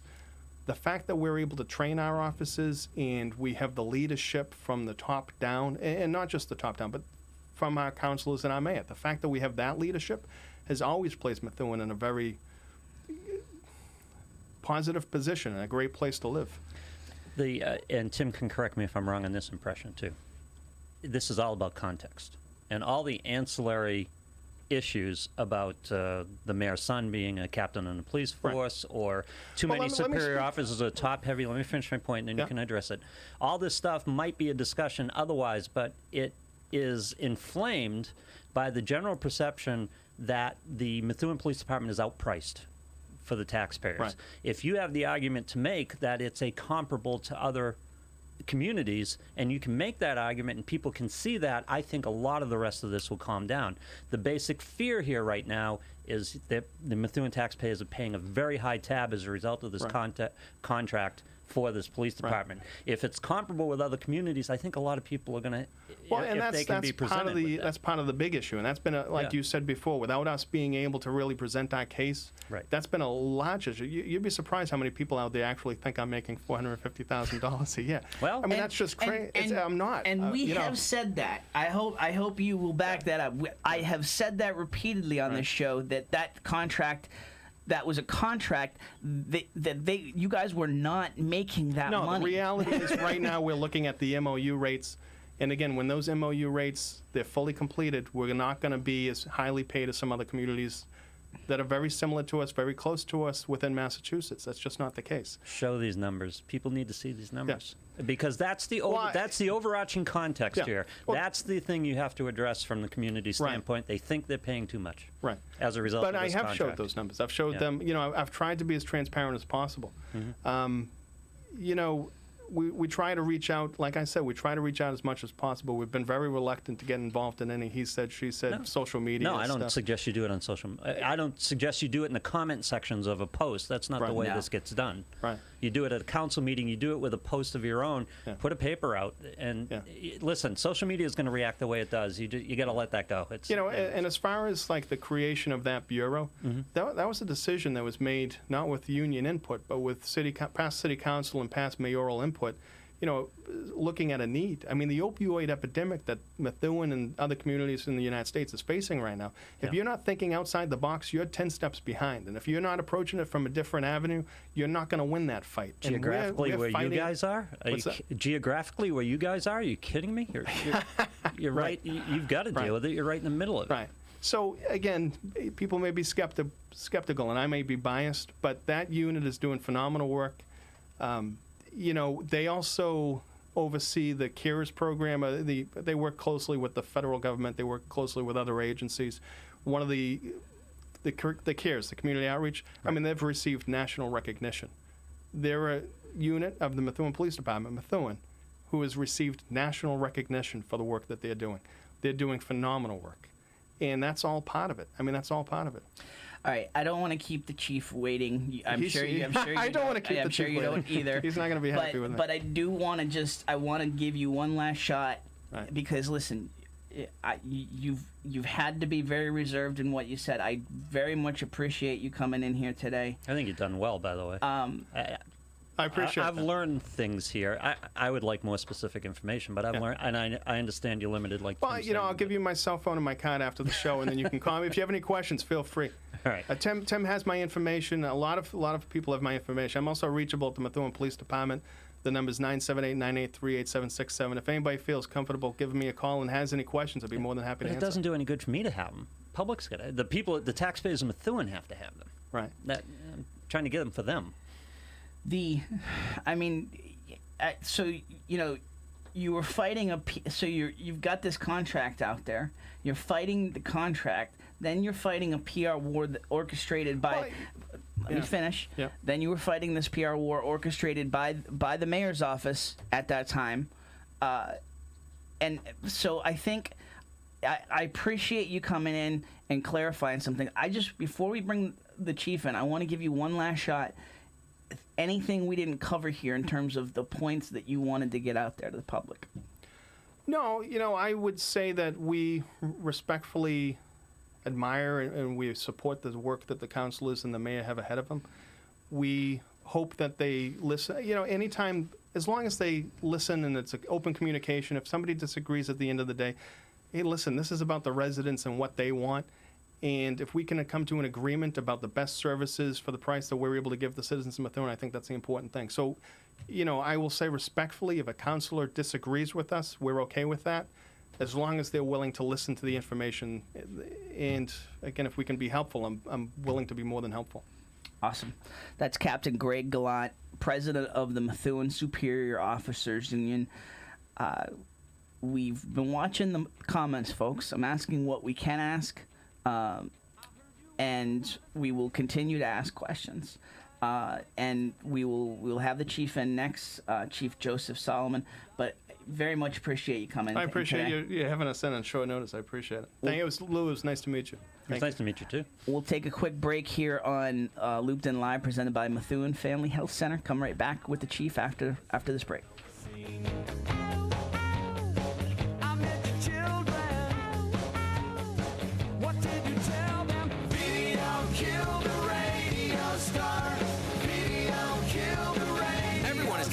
Social media, and all marketing roads lead through social media. If you want to make a splash here in the Merrimack Valley, you need to tap in. This is where the new CEM podcast studios come in. Of course, you can spend your time, energy, and money learning how to wrangle technology to make a podcast instead of running your business. Or you can invest in telling everyone in the Merrimack Valley, Massachusetts, New Hampshire, Maine, the Seacoast, or everywhere in the world about your great business, product, service, or yourself. The CEM Podcast Studio is a local audio and video studio dedicated to the craft of podcasts. Their studios feature state-of-the-art recording and mixing equipment designed specifically to produce the best audio and video podcasts. Best of all you need to worry about is your show, your business, and your brand. We do the rest. Call 978-686-9966. That's 978-686-9966 to schedule a no-obligation tour of the CEM facilities and meet with a podcast specialist. Or go to CEMpodcast.com to find out more about podcasting services. CEMpodcast.com, your window to the world. I love talking about my man, Val Davila. It's a dream to own your own business, and Val and Susan Davila made that a reality in February 2013. They started with just 2 insurance carriers, but now Right in Place Insurance for Progressive, Safeco, Pilgrim, Plymouth Rock, and Mapfre, just to name a few. Need auto insurance, renters, commercial, or home? Davila and DeFusco prides itself in having lifelong roots in the Merrimack Valley. Put their experience to work for you. Visit them at 225 Broadway or call 978-241-7950 for a free quote, or visit them online at daviladefusco.com. You better speak up now. If you want your peace, you better speak up now. Back here on Looped In Live, presented by Methuen Family Health Center. Also want to tell you about an upcoming event, Methuen Day. It's going to be October 13th, 10 a.m. to 2 p.m. In the downtown portion of the city. On Hampshire Street, they're going to close off Hampshire Street at the clock tower at the square. Close off that street, and there'll be food. There'll be some games, some activities. There'll be vendors. Just a time. Listen, I understand, and I've said this multiple times. There's a lot going on in this city right now, and the default position by all of these city council meetings, all of these discussions, all of this constant negative news that we're facing is that things suck. And I get that, okay? But there's a lot of good things going on in this community. And so Methuen Day is an opportunity for us to celebrate that, kind of do a little zoom out and get back to the bigger picture of the city and focus on some of the good things that are going on. Part of that day will be your opportunity to dunk the dunk tank. Police Chief Joe Solomon, I understand you're going to be. I will be. You're going to be in the dunk tank. I will be in the dunk tank from 12:30 to 1 or something like that. I think Tom Duggan from the Valley Patriots going to be in there. That should be. I'll be buying some extra shots for that. And it just to be a good day. All right. So if you want to be part of it as a vendor, email methuenday@gmail.com. Rich LaRochelle, who's part of the Methuen Day Committee, has posted the Facebook link on our comments. But just save the date. We'll be talking about it. We are a sponsor of Methuen Day, and we will be promoting it tremendously. I think it's an opportunity to celebrate the residents, an opportunity to celebrate Methuen small businesses. We are a Methuen-owned, Methuen-based business, so we're very proud to be part of it, and so we will be promoting it more. Hope to have City Councilor Eunice Ziegler in over the next couple of weeks to just discuss the event more. But save the date, October 13th, 10 a.m. to 2 p.m., Methuen Day in the downtown on Hampshire Street. So that's my plug for that. You, sir, I appreciate your patience. I appreciate your willingness to come in on short notice. This is Methuen Police Chief Joseph Solomon. So, how are you, first of all? I'm alive. And you know what? It's funny because someone called me this morning at the station, and I answered the phone, and the person said, "How you doing?" I said, "Good." And he goes, "Really?" I go, "Yeah, I woke up this morning." So, sometimes we have to put things in perspectives.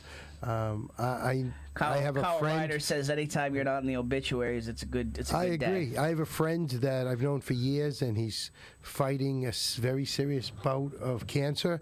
And you sit back and you go home and you're stressed out and you're trying to make a list of everything you didn't accomplish today and what you're going to accomplish tomorrow, and you're decompressing, and then you look on your phone and you see a post from him. He's so glad that he's had his 15th chemo because he's still alive today, and it kind of puts life back in perspective. Little perspective. And you know what? Saying that is intentional about what we're all going through. And I've lived through a lot in the 32 years at the police department, ups and downs, craziness, and ultimately we can't lose sight of life. And life is fleeting. And yes, there's crises, let's deal with the crises in perspective and not have hysteria. And I think me and you have had a couple of conversations, and it's interesting. Most people you talk to outside of Methuen, the word hysteria comes up. So, and yes, things are serious, but serious things need to be dealt with professionally and intelligently, one at a time, rather than acting with our heart. Because we find out, and I learned this lesson, my dad used to tell me all the time, when you make a decision with your heart, it may be right for you, but it may be the wrong decisions. We really got to use a balance of the heart and the head together. And I'm hoping that we're going to get there at some point. So, you guys have been under fire. Yes. Politically. I think it's not really a term I'm sorry, I apologize for. I know what you meant, though. You guys have taken some disagreeing comments. Let's put it that way. In terms of the contract, but now on the contract has been on the police union side. Let me give you just a chance to explain your role there in those negotiations. Sure. You were not part of the negotiation. You were there, were you? You were there to represent. Well, I think you have to break that down into smaller parts. Yeah. I don't negotiate their salary and their benefits. Yep. The department heads, forever, 32 years I've been on the job, police chiefs, fire chiefs, DPW directors, everyone's involved in negotiations, but my involvement is management rights. And also to tell the mayor, guide the mayor sometimes when they ask the questions, Mayor, listen, they may ask you for this. They've asked you. I don't think you should do that because I have a budget to manage. And if you say, let's change this one thing, it can affect like overtime or compensation time or shift fill. And things that come up all the time would be, well, we want to control how many people are on a shift. We want to control, can you bid for a shift? This is the union. We want to say, specialist positions by contract, by state law, rest with a police chief. Because you have to pick the best people that fit the whole. You might be a fantastic cop, but you're not a great criminal investigator, but you know what? You might be a perfect traffic guy, or you might be a perfect sexual assault investigator. We need to be able to put round pegs in round holes. So I'm there to tell them, listen, don't give up management rights, because what the mayors say is, you want to pick your shift? I don't care. It doesn't cost me any money. If you're willing to take something off a raise to pick a shift, I'm good with it. I'm like, time out. You can't let them pick shifts. You have to let me control the shift bidding, because if I don't, we have to be careful. We can't clump a whole bunch of people together on one shift that may not work. So I'm there for those management right issues. How about working hours? What should the hours be? What shouldn't they? Minimum manning. How many people should be on each shift? So you're there for the management rights arguments that affect the productivity and effectiveness of delivering services, not for salaries, not for benefits, except that if they ask to change language, that I look at my budget and say, okay, I have X amount of dollars for court, and you want to get, instead of 4 hours for court, 9 hours for court, I have to speak up and say, well, that's okay, man, if you want to give them that, I'm not going to talk about it, but that means you have to increase court by 78%, or you leave it the way it is. So those are the roles we play, and every department head and every police chief in the Commonwealth has to sit in because it affects the operation of the department. Where I was getting at, I'm sorry to cut you off there. I guess where I was getting at was just in terms of this perception. A lot of the times I've heard, well, he wrote the contract. He had to have done this. The chief had to have done this. You know what? I wish I was as smart as so many people say, and I think that I take that as a compliment that, wow, they respect you so much that they've seen your work, they think your level of work is there. There's one contract that is definitely etched by me, and that's my contract. And then it goes from me to a couple of different attorneys from the Chiefs Association who vetted for legal language and corrections and then feedback. Then when I do my contract, it goes to the city, and then they change what they think they should change as a negotiation. I don't write patrolman's contracts, superior contracts, AFSCME contracts. That's not my job. My job is to sit on the side of the city. Yeah. And it puts you in conflict there because it's your people, but you have to sit on the side of the city, and you have to look at what is your fiduciary responsibility and what is your responsibility to the effectiveness and efficiency of a police department. That's an important point, because I think the perception is you were involved in negotiations as an ally of the unions. Correct, and I actually read a bunch of posts, because Tim knows I'm a post nut on social media, Yeah. that actually said that I get so much 10% over a captain, and that I actually wrote the contract, and that was a great question. No, I didn't. My position is an administrative position, and sometimes you have the hot conflict, but you have to make the decision based on best interest. And by the way, I've sat with mayors and said I disagreed with something, and they still did it, because I'm just an advisor. Maybe the mayor decides they want to give up a management right, and they give them up. At one contract, a mayor gave up to the union. I could only change so many policies per year, which affects the ability to manage the department. Luckily, both unions have waived that every single time we exceed our policy limit. So, you have to have some reasonableness there. But absolutely, Lou, and I'm glad you said that too. It was not there as negotiating for the unions. I'm not a member of the union. I haven't been a union member in 16 and a half years, almost 17 now. I am on the side of the city when I'm in negotiations. So I'm going to make a comment. I don't expect you to comment on it, but there's a common theme that's been going on here, okay? I don't think that the mayor put the police union in a very good spot in terms of PR. I don't believe that the mayor put the school committee, the potential acting interim superintendent in a very good spot in terms of how he's handled that.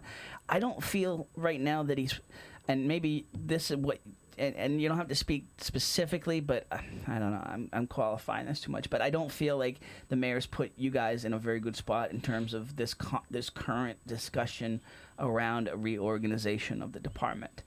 We're at a point now, and that's, we're at a point now where there's been a sense of inaction from the executive branch in terms of a reorganization plan. And so we're at a point now where the pair of city councilors, Steve Saba, James McCarty, have made are making a proposal that they're going to make an ordinance proposal that the council take over the reorganization of the department. McCarty put out some numbers at the last city council meeting. Where are you at in terms of this reorganization discussion, in terms of just how to use your heart and your head to resolve this situation? So I take two things out of that. One, have I done any action that a police chief should be doing? And yes, I have, and I've had those conversations with the mayor. I've had those conversations with Paul Fahey. I have stuff here with me. I've worked on numbers, and again, I'll reiterate, it's very difficult, you've heard this before, to work on numbers when you don't have the real numbers. I've requested information from the city so that I can have the real numbers and the accurate numbers so I can do an analysis. I probably have 11 versions of the budget, and I'm not necessarily sure that any one of them are actually calculated properly for salaries, so it makes it hard. And the second part is the political part.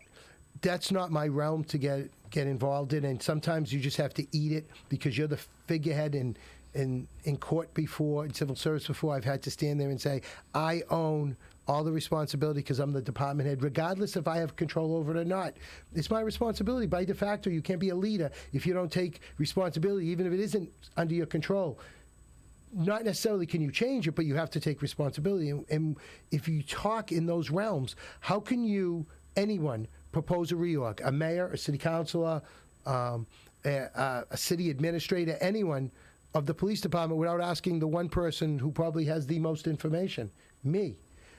Outside of the mayor's office, no one has come to me and said, Chief, do you think this works? Chief, what would you propose? So the city councilors have not come to you and had discussions about what a reorganization would be, other than just the comments you've heard at city council? Only one person, Councilor Jessica Finicaro, has spoke to me multiple times and said, what are you going to propose? What are you doing? Are you working on this? And I've assured her I am. But I also said that I'm not at liberty to discuss what it is just in general like that. But if somebody wants to come in and sit in my office and say, Chief, if we cut your budget by this, what would that look like? I would think the city councils would have wanted to have a workshop rather than a reorg and sit with me. I also say that I've read the charter millions of times. I've read city ordinances. If anyone reads the city charter and does not believe that there is a defect in law in that city charter when it comes to reorg, then they don't understand municipal law. And if anyone reads the city ordinances that are part of the charter, it specifically leaves organization of the police department to the police chief. And they need to read Chapter 48G of the Massachusetts General Law, which is the police chief in Methuen specifically is a strong civil service chief that retains complete control over the organization and management and leadership of their department. So to do a reorganization without the input or even sitting down and asking that, if you really wanted to do it as a city council, and I still question if they can, but if you wanted to, you sit down and say, we're putting a committee together of 3 or 4 councils, because I know you can have 5. You meet with me, you meet with the auditor, you meet with the lawyer, you meet with all the unions, you meet with everyone, you get info, we go to a public workshop, we present that. At the public workshop, it's discussed, and then if there's a vote, there's a vote. And I'm not going to say that I believe the authority rests with the council. That's up for them to figure it out based upon reading the mayoral statute in Massachusetts, the separation of executive power to legislative power. That's all a political argument. They can argue it all day long. I think the real truth is there's been one reorganization in the police department in my 32 years, and I'm the person right here who submitted the reorganization back in 03, 04, 05, somewhere around there. But I did it by submitting it to the mayor, going to a public hearing, vetting it in front of the city council. Then at the end, they decided to adopt my recommendation. And I have looked at numbers based upon what I could get out of City Hall, which I'm not even saying are completely accurate on budget numbers, but may I just say this before then, because this is an important fact. And when you guys were talking earlier, Lou talked about comparables, and it made me think also while I was sitting out there, so I made a note.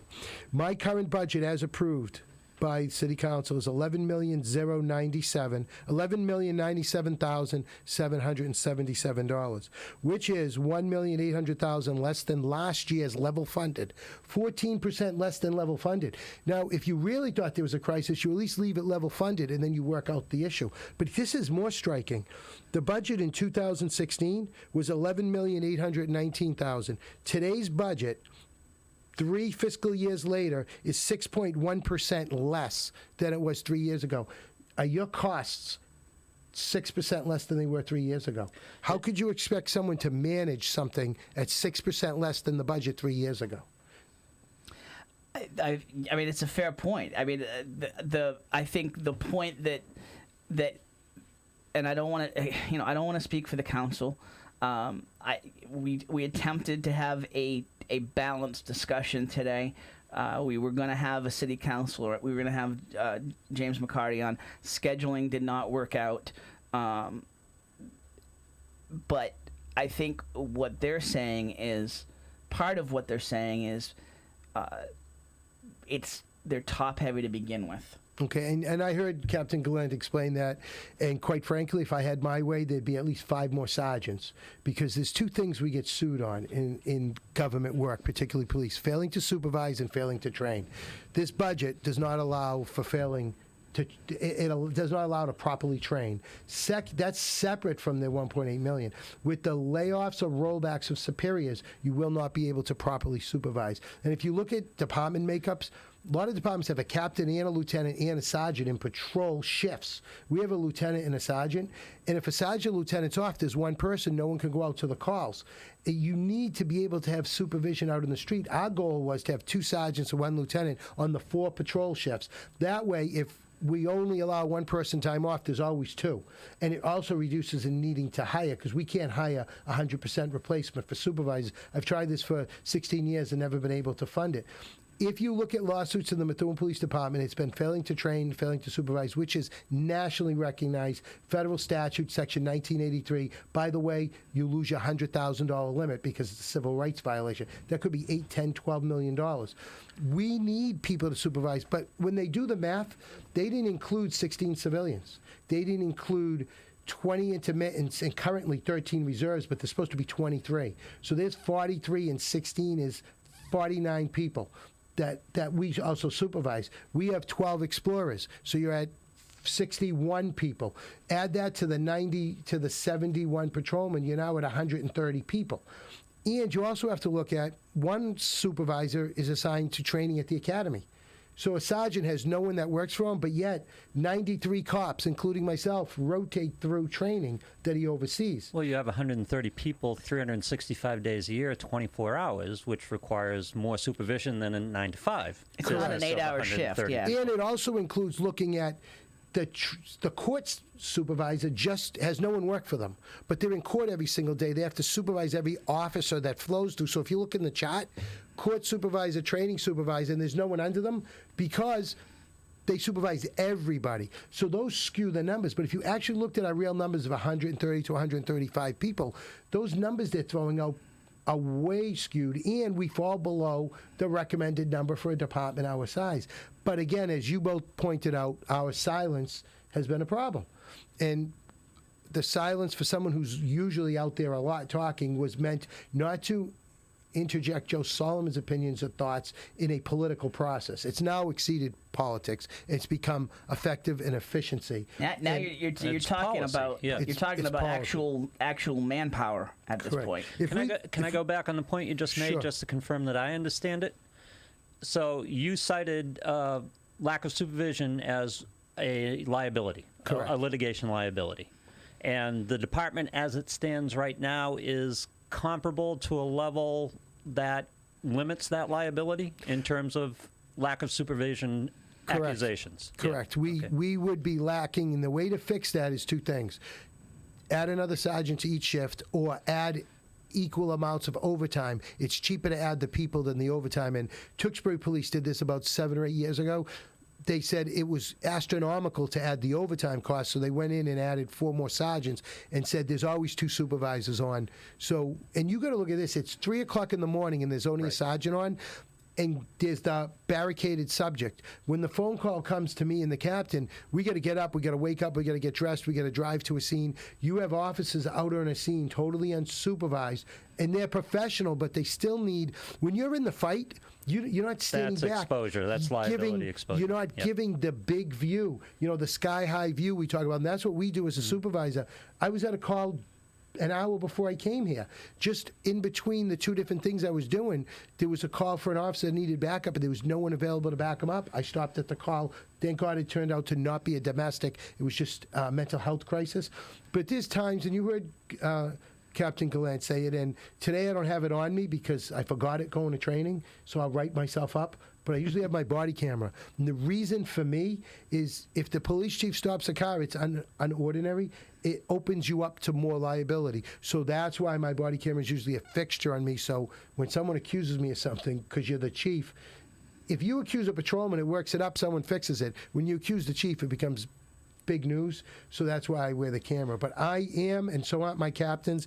And on that note, I know Captain Gallant mentioned it, but this was a serious incident, particularly the statement that my captains and supervisors sit around. So the Captain Jajuga and Sergeant De Leon in Homeland Security were actually out in the street. They were working surveillance, and they conducted a stop while their officers, conducted another stop. We take a level 3 sex offender who bought cocaine and gave it to a 16-year-old male who he had abducted from another state, New Hampshire. What would have happened had they just not been involved in an operation and only one car was stopped and that guy got away? What could have happened to that poor 16-year-old kid? So our people are out in the street, as Captain Glenn said, I was out of state and responded back to the shooting we had, but there was a captain, a lieutenant, and a sergeant all involved in that shooting. And we never want to have shootings, but things happen. So one thing I hold people accountable, and I think my people are held more accountable than I see in most supervision.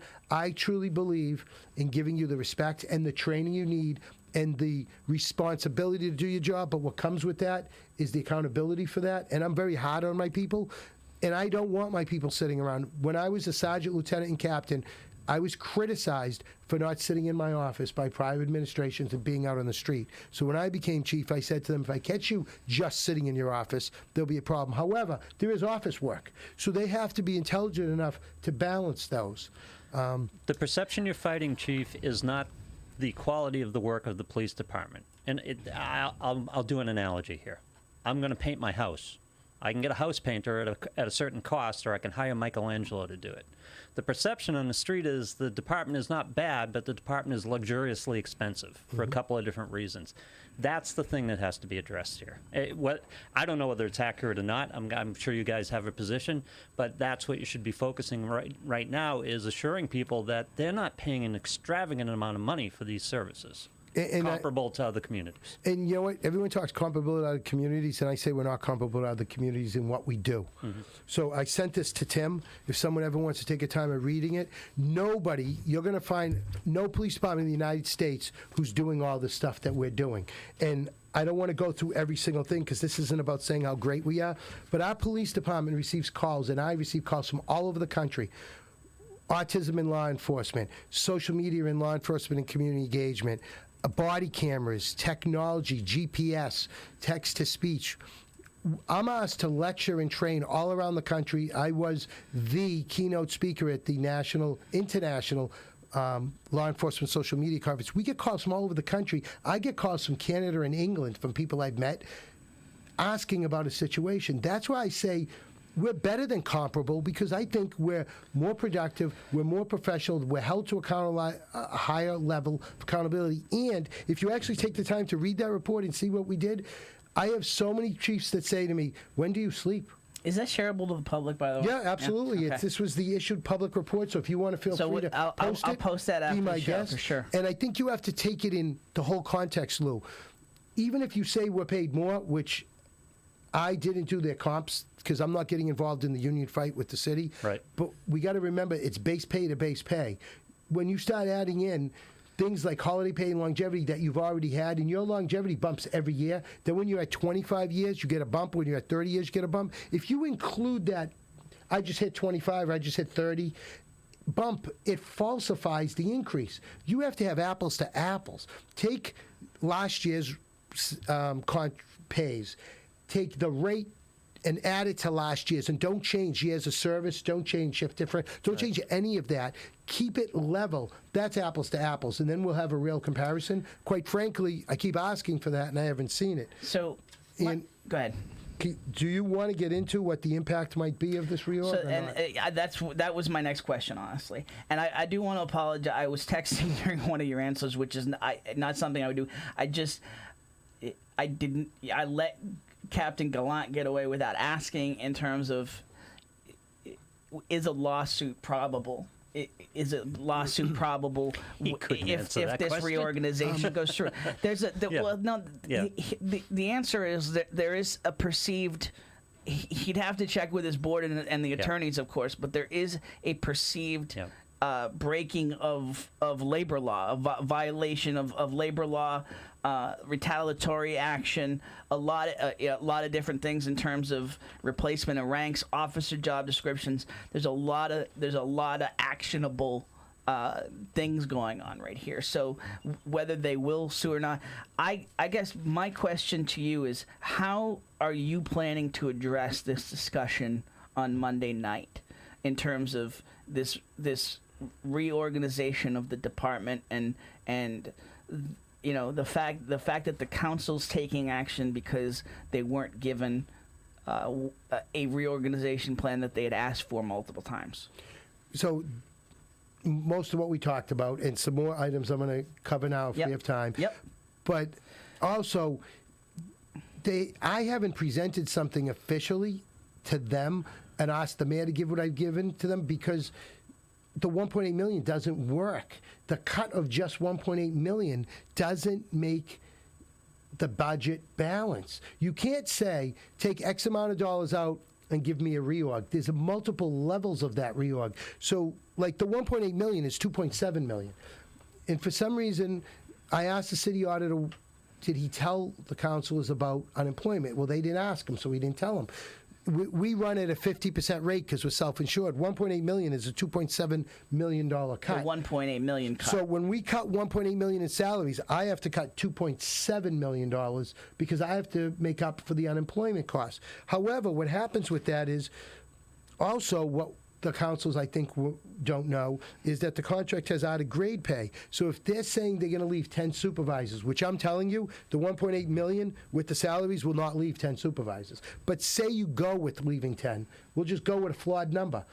And then you work those 10 to work the out of grade pays, it actually comes out to another $1.8 million with unemployment. So the 1.8 is really 3.6. Then you add in the 3.6 with the unemployment cost for that, you come out to like $5.4 million. It's impossible. That's why I say the number doesn't work.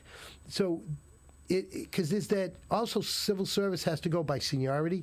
So the unintended consequences would be currently somewhere, if you just did the 1.8, which is 2.7, and forgot out of grade pay, you're going to lose 36 patrolmen. However, you're going to roll 14 back, so the net effect is approximately 22 people lose their jobs. Explain rollback. So you would take people that are superiors and demote them to patrolmen. Yep.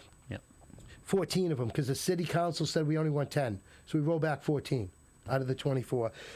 36 patrolmen are laid off, 14 superiors become patrolmen. It's a net effect of 22. What I did with this was I took numbers Tom Kelly gave me yesterday, and I went through and chose, I actually did by civil service law, who would get laid off one person at a time until I got to 2.7 million. It's a tedious process.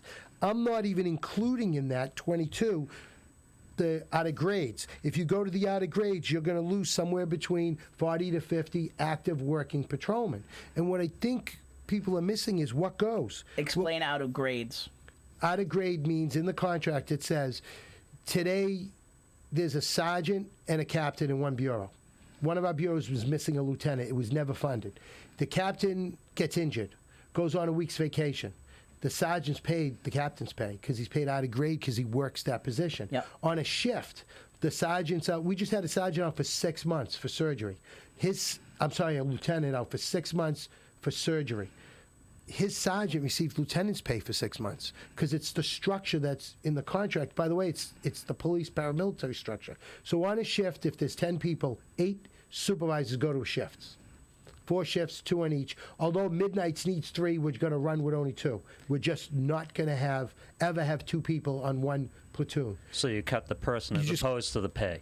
The position remains because you have to pay the. You actually need to have 9 people in patrol just to run it. We're going to run short on Midnights by a third because I don't have the bodies. So out of those 8, 4 will get sergeant's pay. 4 will get lieutenant's pay. Then there's 2 more supervisors left. You have to run the patrol bureau. You need that commander, and you need someone to run everything on the administrative side. There has to be a person there that's responsive for everything that's administrative. Those 2 sergeants are bureau commanders. They're going to receive captain's pay. So that out of grade money is like another 1.8 million. So we have to work those in. If we truly want to make this work, we need Tom Kelly or his replacement at a table with us, and we say, Solomon's out, how much did we save?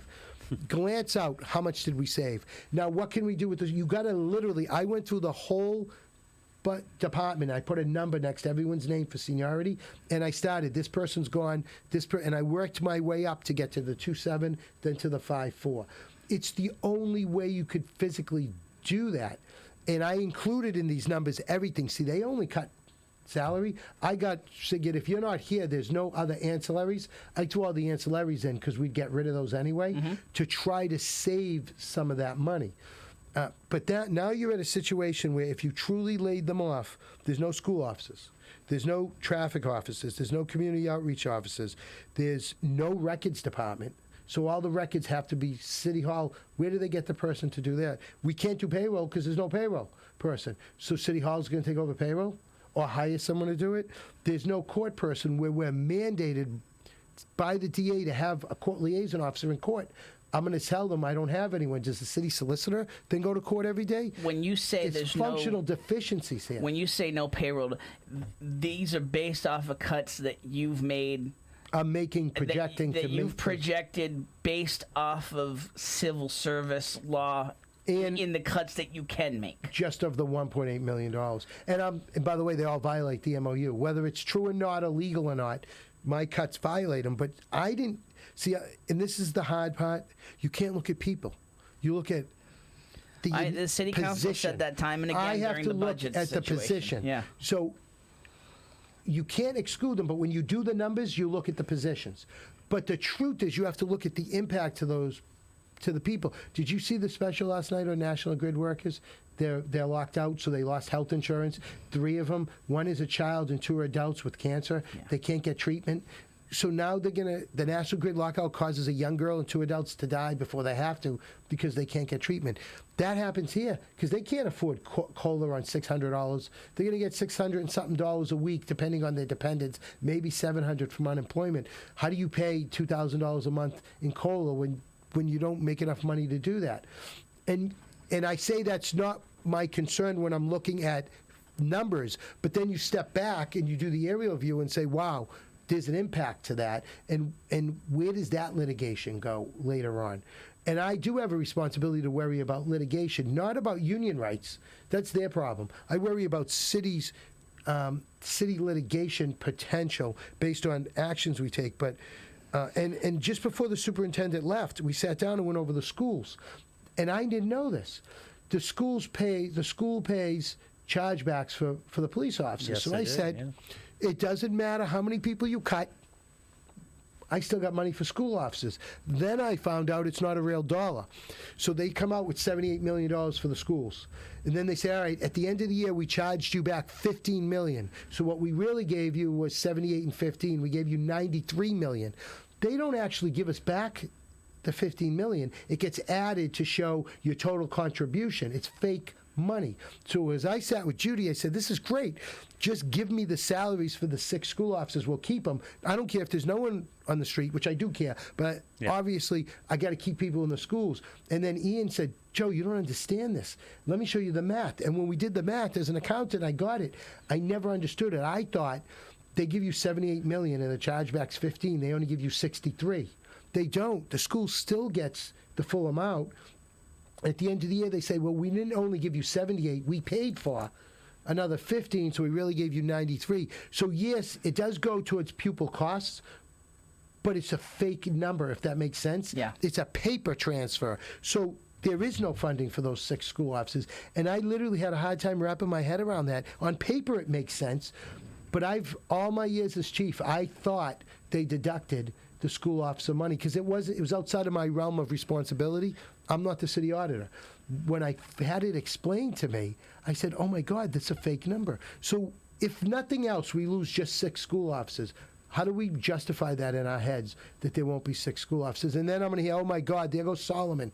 He's an alarmist. I'm not an alarmist. Have you heard me at the podium banging my fist and screaming and saying this? During the budget process, they cut special events. And I said, you have to make a decision. If you cut this, there's money for 4th of July, money for the Santa Parade, money for the Veterans Parade, or money for the Memorial Day Parade. If we do 4th of July, there's no money left. I'm just telling you this factor.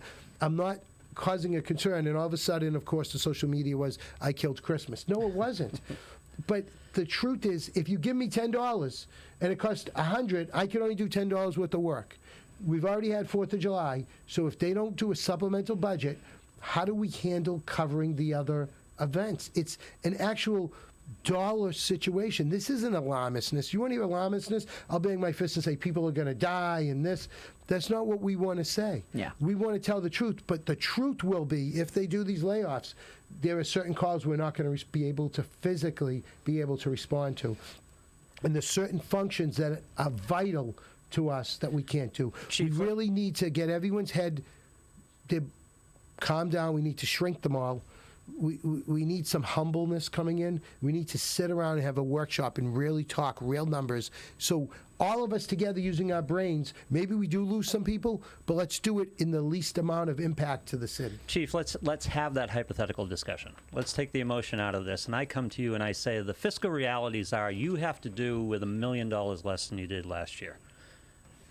And again, you don't have time to consider this, and you might want to go through it, but what would your approach be with $1 million less in the budget that wasn't attached to a contract, that wasn't attached to a deficit? I mean, we are in the school talking department? about $1.8 I know. million. No, you're actually right now. not. We're talking 2.6 million, because if 2,500,000 and something thousand was cut out of my budget. So Lou, exactly what I would have done, and I'm glad you asked it that way. Mm-hmm. My glasses are making me dizzy.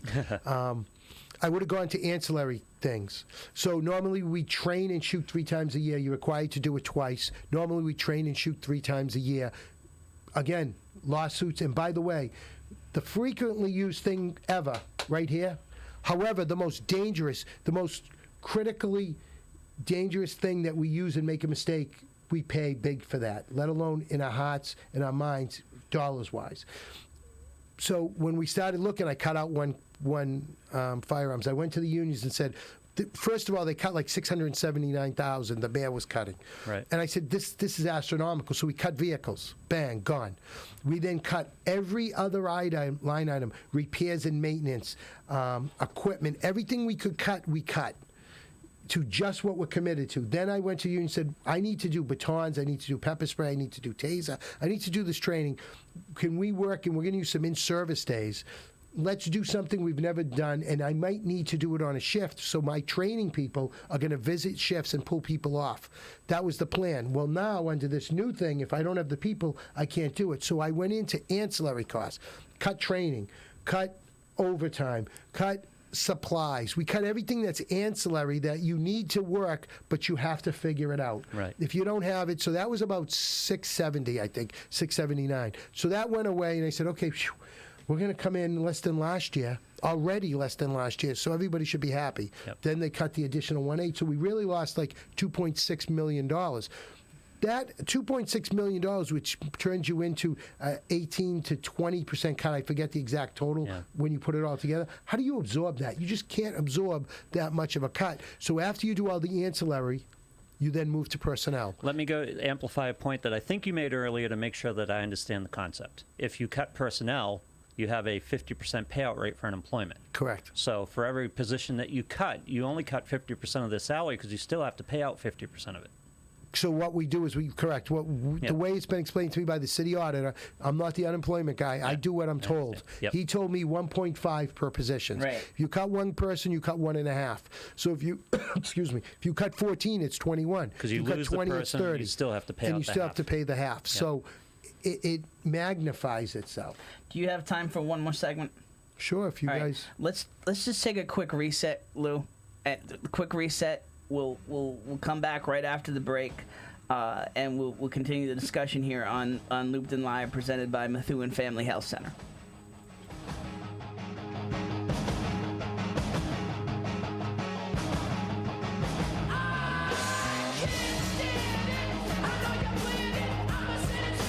All right, a big shout out to the folks over at AFC Urgent Care. They've been big supporters of us since the beginning as the title sponsor of Ranger Nation Radio, and we are big fans of theirs. AFC Urgent Care, the right care right now. You'll never need an appointment. Got that persistent cough and cold, that cut that needs a few stitches, or need a sports physical and don't want to wait weeks to get into your primary doctor? AFC's streamlined approach helps you be seen quickly and feel better fast. In Methuen, in the Merrimack Street Medical Professionals Building, 380R Merrimack Street. In North Andover as well, in the Burton Grill Plaza. 8 to 8 Monday to Friday, 8 to 5 Saturday and Sunday. Go to afcurgentcare.com for more details.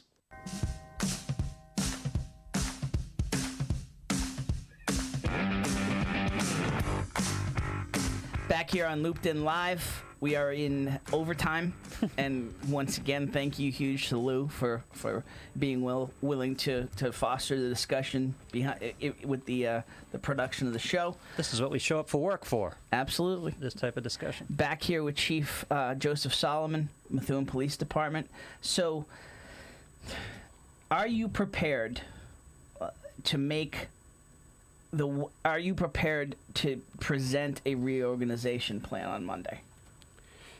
Any plans for reorganization that I would present have to be presented to the mayor, and the mayor would present them if you follow the way the charter and the ordinances work. I don't know. I can't speak for the mayor if we're actually going to present that. I know we've had conversations. I know we're going to have more conversations. I need more numbers. What I really need, and this is what I asked the city auditor for, take the 10 positions they want and figure out the actual real pay based on the added grade, and then we're going to cut those numbers back. So those 10 might be 4 or 5. I really can't even present something on the number side until you give me the real number. I don't believe if you fill 71 patrolmen, just hypothetically, and then take what's left and fill the superiors, that one, you're never going to get 71 because of the unemployment. You're going to be down more in probably that area of 30 or 40 patrolmen. But then out of those 10 supervisors, if my numbers are that I've tried to do my best estimate in, but I'm not the city auditor, would then leave you with about 4 or 5 supervisors. So it absolutely wouldn't work. So we would have to come back and say, that's why the workshop's important. The person taking over for Tom Kelly has to sit there and say, if you want this structure, this is what it costs. If you want this structure, I can give you the structure. It's not, you shouldn't trust my numbers because I'm not the city auditor. Now, I know what I'm doing on my numbers, but again, I'm using a base number that's been given to me by the city. I've gone through numbers in my budget multiple times on salaries, and I can tell you, I don't agree what's in there, that what I'm seeing currently is what I think is accurate. But again, my opinion don't matter because I'm not the city auditor. But the reason I brought that up originally to the auditor and the mayor was, don't come to me in May and say, hey, Joe, your fiduciary responsibility has been violated because salaries are over. I don't control what's built in my base for salaries. That's controlled by the city. I tell you the number of people, and if you look at the budget, it says 71, 12, 11, whatever it says, it's up to the city to put the proper numbers in there. They send us a wage template, then I build off of the wage template. And I brought that up because that's a concern to me. Do we have true confidence in what's already in the budget now before we even move forward? Do we have confidence in it? And maybe it works out, it's accurate, but we need to know what we have is accurate. Then we need to sit down and say... Seems like a good question. It is. Did you ever Seems get like a really good question. Did you ever get a full explanation in terms of why from the city councilors as to why that additional money was cut? The 1.8? Yeah. The only thing I know is when I stood up at the podium the meeting before that, and the statement from a couple of councils was, we're going to get around the contract. The way we're going to get around the contract, we're just going to cut captains. So then they said, we're cutting 5 captains. Right. Then fast forward a few meetings, and they said, well, if they won't come back to the table, there's only I can tell you what I heard. Yes. If they won't come back to the table, then we'll just eliminate everyone, only leave sergeants, we won't have to pay it. But I think what everyone's missing is reading the actual contract. I read contracts out I just was in with one of our unions yesterday, and I said, no, you're wrong. They brought something up in the contract. They said, you're wrong. That's not right. I sat back and read it, and I'm like, oh, my God, they're right. So then I have to reach out to the city attorney and say, hey, it's a small thing. But when I was reading it, I read section 1 and 2 as 2 is after 1. But when I actually reread it, section 2 says effective July 1st, 2018, so it actually overruled section 1. That's the problem with language in a contract. If you have new language, the old language got to go. And so that's why I say, I don't make decisions like that. I call the city attorney, and I say, listen, I'll write him things. Rick, I think this is my opinion, but I'm just a police chief. I write it right in there. What do you think? And even if I disagree with him, we may argue, but I go with his opinion because he's the lawyer. If we're going to get sued, I want to at least be following my lawyer's advice. Lou, you notice how I'm like Kevin James from Hitch here, right? I'm like right in, like I normally talk, I'm a hand talker. Yeah. The chief is a hand talker. We don't want to hit each other. Like normally my hand is in his, is in the other person's view. Well, I'm Sicilian, so I'm so with like you. we could be doing a lot of hand jousting right here, but I don't want to create assault situations with the police chief. Good. Okay. A moment of levity. So Yes. Is it your opinion if I'm the mayor, and I ask you, does this proposed reorganization put us in a legal situation where we're susceptible to a lawsuit? About the contract? About the contract, about the reorganization. Does it violate the MOU? All those different things factored in. Does this put us in the city in more legal harm's way? So I'll segregate the questions. I don't want to answer about the legality and the MOU of the contract because then it seems like I'm interjecting my opinion. Yep. I have a legal opinion that I have, a written one from someone else, personally, not city-wise. So I don't want to talk on that. What I'll tell you is I think it opens us up to safety issues for the officers, and it opens us up to potential civil liability for something we might make a mistake on or we might miss for failing to supervise or failing to train. That's where my concern should be. Listen, the unions could fight anything they want to fight, and if something impacts me specifically, then I would fight what I had to fight, and those are separate. I should only be looking at this as a police department perspective, and as the leader of the police department, I say this doesn't work. And I think it's extremely concerning to me what the outcome could be. But I will tell you this, every time I've ever had budget cuts or changes, the goal for me is to do the best that we can do under all circumstances. Does that mean we work a little more hours? Maybe it does. Does that mean we find other things, other ways of doing things? It does. Does that mean we say we can't do this? There's some departments around here that don't go to your house if there's a house break.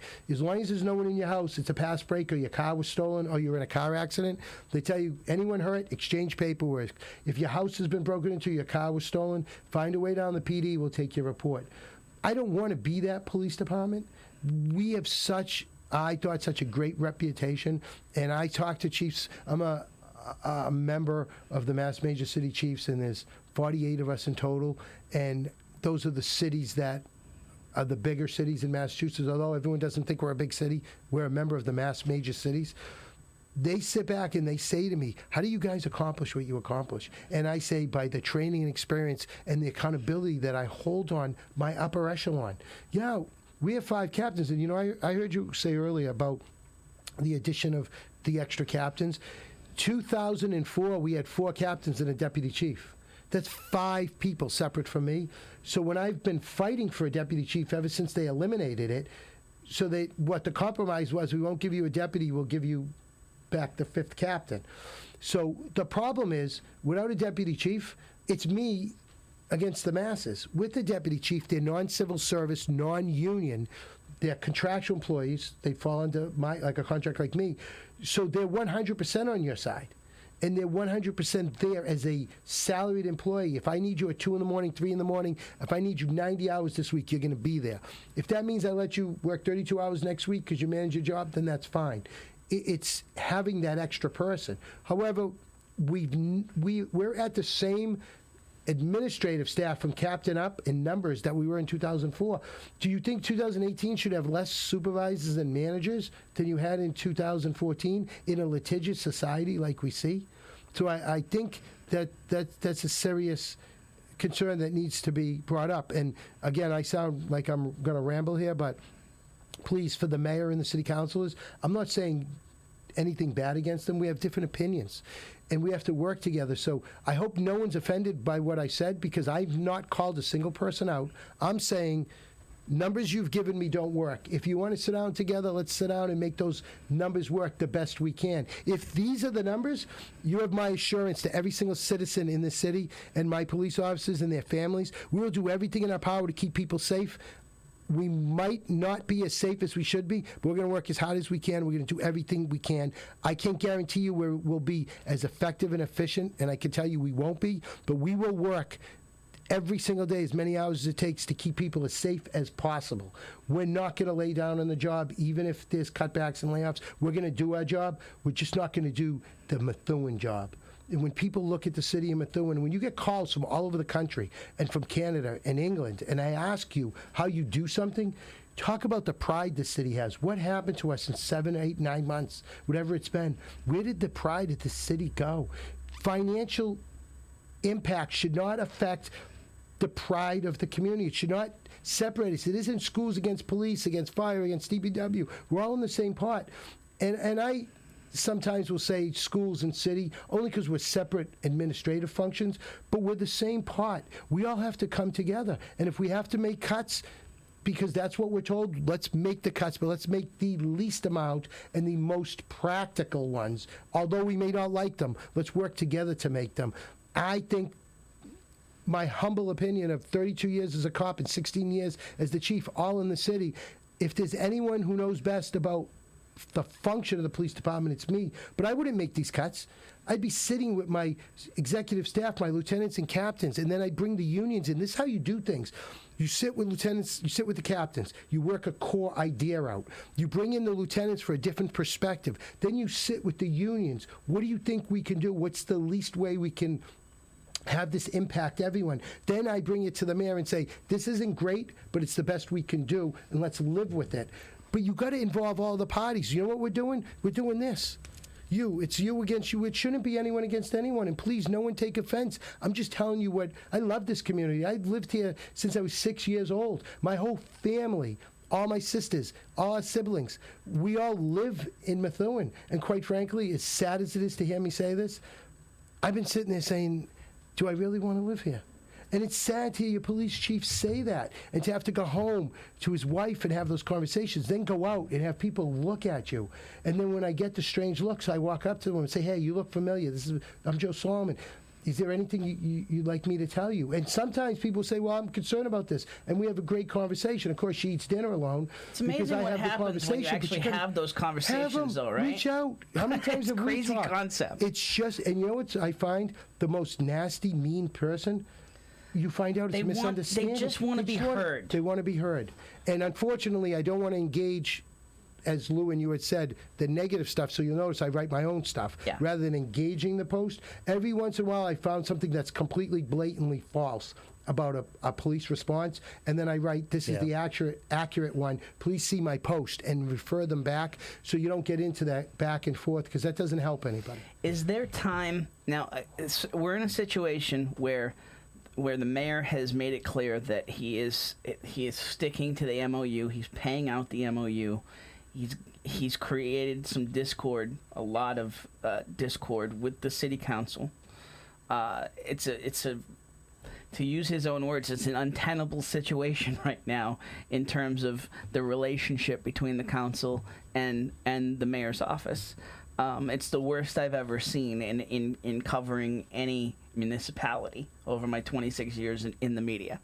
And that's saying a lot, because city councils are usually, there is a inherent combative relationship there. You have different priorities, different agendas that you have to meet in the middle on. You have the mayor who is holding firm to his belief that he's paying out the MOU. Is there room between now and Monday night's meeting to have those discussions with city councilors?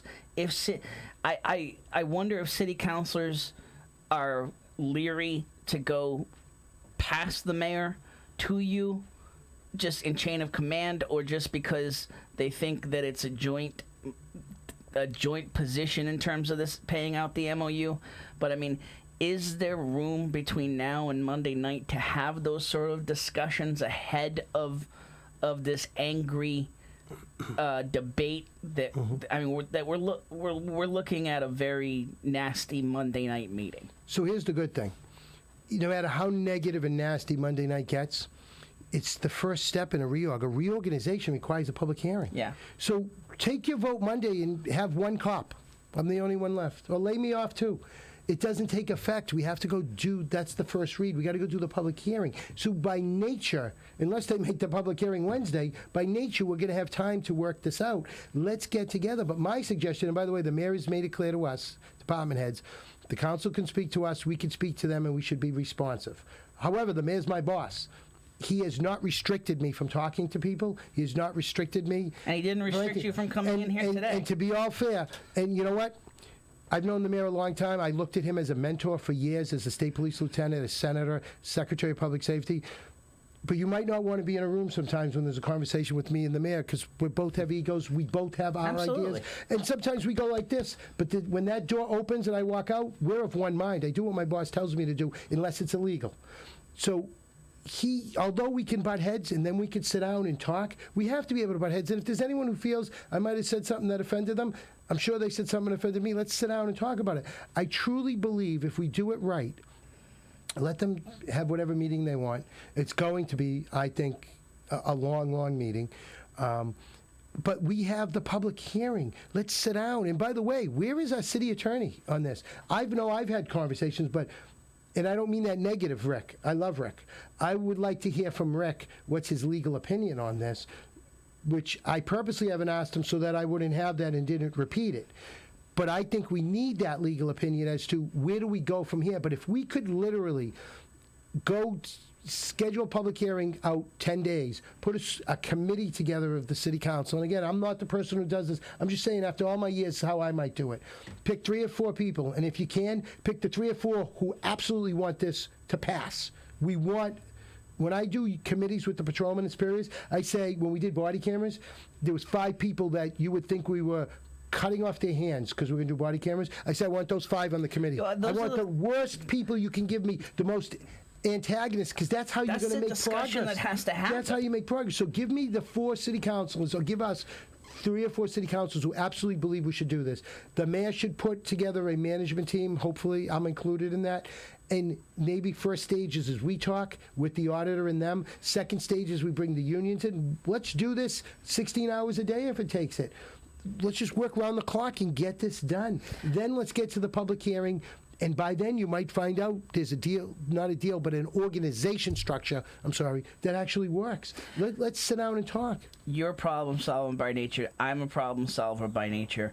I part of just behind, inside baseball discussion, part of the discussion that went on in the last 24 hours here was the potential for Ryan Hamilton, one of the city councilors, to come in and have a discussion. Once it was clear that Jimmy McCarty's schedule was not going to work, there was a discussion to have Ryan Hamilton come in, and he wanted to have a discussion, not separately, have a discussion all together, which I thought was those are the things that need to happen. He's not on this ordinance at this point. It's been revised. He was initially on it. He's not on it. There was some wording questions that he had in terms of the ordinance. So, but he still has a lot of questions. And so, I'm just like, why can't, you speak of these workshops, why do we have to have this meeting Monday night? Why can't we have these workshops ahead of even getting to this point? A lot of people in this city right now are disgusted because we're at this point. I think the meeting, and this is my personal opinion after 32 years of seeing what goes on in Methuen, is unique. Yeah. Although I love my city, it's unique. This is chicken. This is let's see who blinks first. That's my personal opinion. The council thinks the union's going to blink. The union thinks the council's going to blink. This isn't about blinking anymore. This isn't about chicken. And I said this to a couple of city councilors. If you play chicken with the people who play chicken for a living, it's an unwinnable situation. We play chicken every day. We go to a call and we coax you out of your barricade situation. We coax you to drop your weapon. We coax you to calm down and sit when you're having a mental breakdown. We coax you to let us help you through your detox and get you into treatment. We're professionally trained at coaxing and chicken. We play chicken. If every time there was a chicken, we put our gun down and said, okay, we give up, we'd lose. So you have to take personalities into this. That's why I say someone could spearhead this, and let's stop the chicken. I know. Let's get to a real conversation. And by the way, maybe the real conversation is a $1.8 million cut. That might be the outcome. But we got to have the conversation. And you opened, not that we're in a court a lot, but you opened the door a little bit in terms of this when talking about chicken, because my sense is that there is a sense among some city councilors that this can be used for leverage, and that they can get the union back to the table. And whether you can speak to this or not, I am not the end all be all, but I've talked to a lot of people in the process, and I just don't feel. I feel like, first of all, the union, whether you agree or not with the contract, the union never had to come back to the table in the first place. They did that. They came back to the table with the MOU. My sense is there's no more negotiating in terms of the contract, in terms of positions. There's no leverage here. It's like we need solutions. So let me approach it from a different side. The leverage I think that we had was Paul Fahey, Joe Solomon, Tom Kelly, Darren Klein, the attorney from the private firm, sitting together, trying to work out something that was maybe not what we wanted, but that could make us function. The leverage was those meetings that people didn't see the hostility in the meetings, me against my people, in that hostility, but my unions understand that You're when talking I'm about on the meetings that led to the MOU? led to the MOU. My unions understand that my job is to be on this side of the table. Once we walk out of the room, I'm side by side with you, and we're going to go into war together, but sometimes I have to step to the other side. There's where all the leverage was trying to be used, and believe me, there's no one who tried to use leverage more than me, the public perception leverage. We have to function as a police department. And lo and behold, when the MOU came down and I looked at the budget, and it was, it matched the budget to be level funded and to include a match of the budget in total that didn't put us in a borrowing situation, it seemed like a fix. Maybe not one we accept. And I'll tell you this, I've had many litigations with the city in past years, and I've been on the other side. And I know it affects everyone personally, but my lawyer said to me, I was extremely upset over a compromise that he wanted me to make one day. And he said to me, you're upset and they're upset. The best compromise is when both parties are unhappy, but they're willing to live with it. And he said to me, can you live with this? I said, yeah, I actually can, but it's bullshit. Excuse my language. And I said that because I was so offended that I'd have to say I'm going to live with something. And you know how many times I've said that to my people? Guys, you may not be happy with whatever we're doing, but I'm not happy, even on a grievance negotiation, but it's workable. We have to get to a workable solution. And if both sides are unhappy, and if this case, the mayor's unhappy, the union's unhappy, and the council's unhappy, that is a phenomenal compromise. I mean, it's the same situation. I mean, it's just making it a layman conversation. It's the same concept in sports teams creating trades. Like if one team has fleeced the other side, like they're never going to trade again. Mm-hmm. You know, the best trade is where with both sides feel like they've gotten enough that makes it workable for them, that solves a problem, solves the need. Chief, let me ask you this. If you're level funded going forward, whichever year you want to take, this year, the upcoming year, or the year after that, and you're facing, and this is the only numbers I have, I've been asking for numbers all day, I don't have any alternative numbers, and you're facing an 18% increase in salaries, what are you going to do? So the interesting part is, and again, this is not my numbers, these are the city numbers. Right.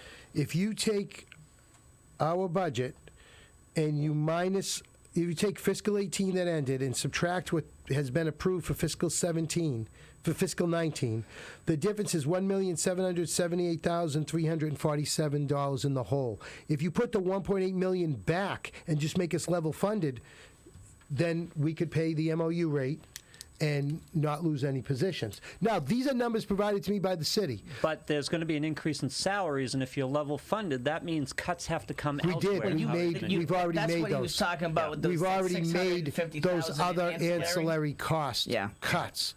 So, and again, to me, I still think it would require $500,000 or $600,000 more. But based on the numbers that have been provided to us from the city, as voted on and approved, the numbers work. So you have a budget that includes the increase in salaries that works. You made other cuts to compensate for them. Correct. Okay. And that was what was submitted. And then, that would represent level funding from fiscal 2017. based upon what what I've been given here, it would. Now, I can't tell you that this is correct, but it would. In fact, if you look I don't know what the mayor gave, it actually looks like it's even less than that. So, Yeah. Again, I didn't make these numbers.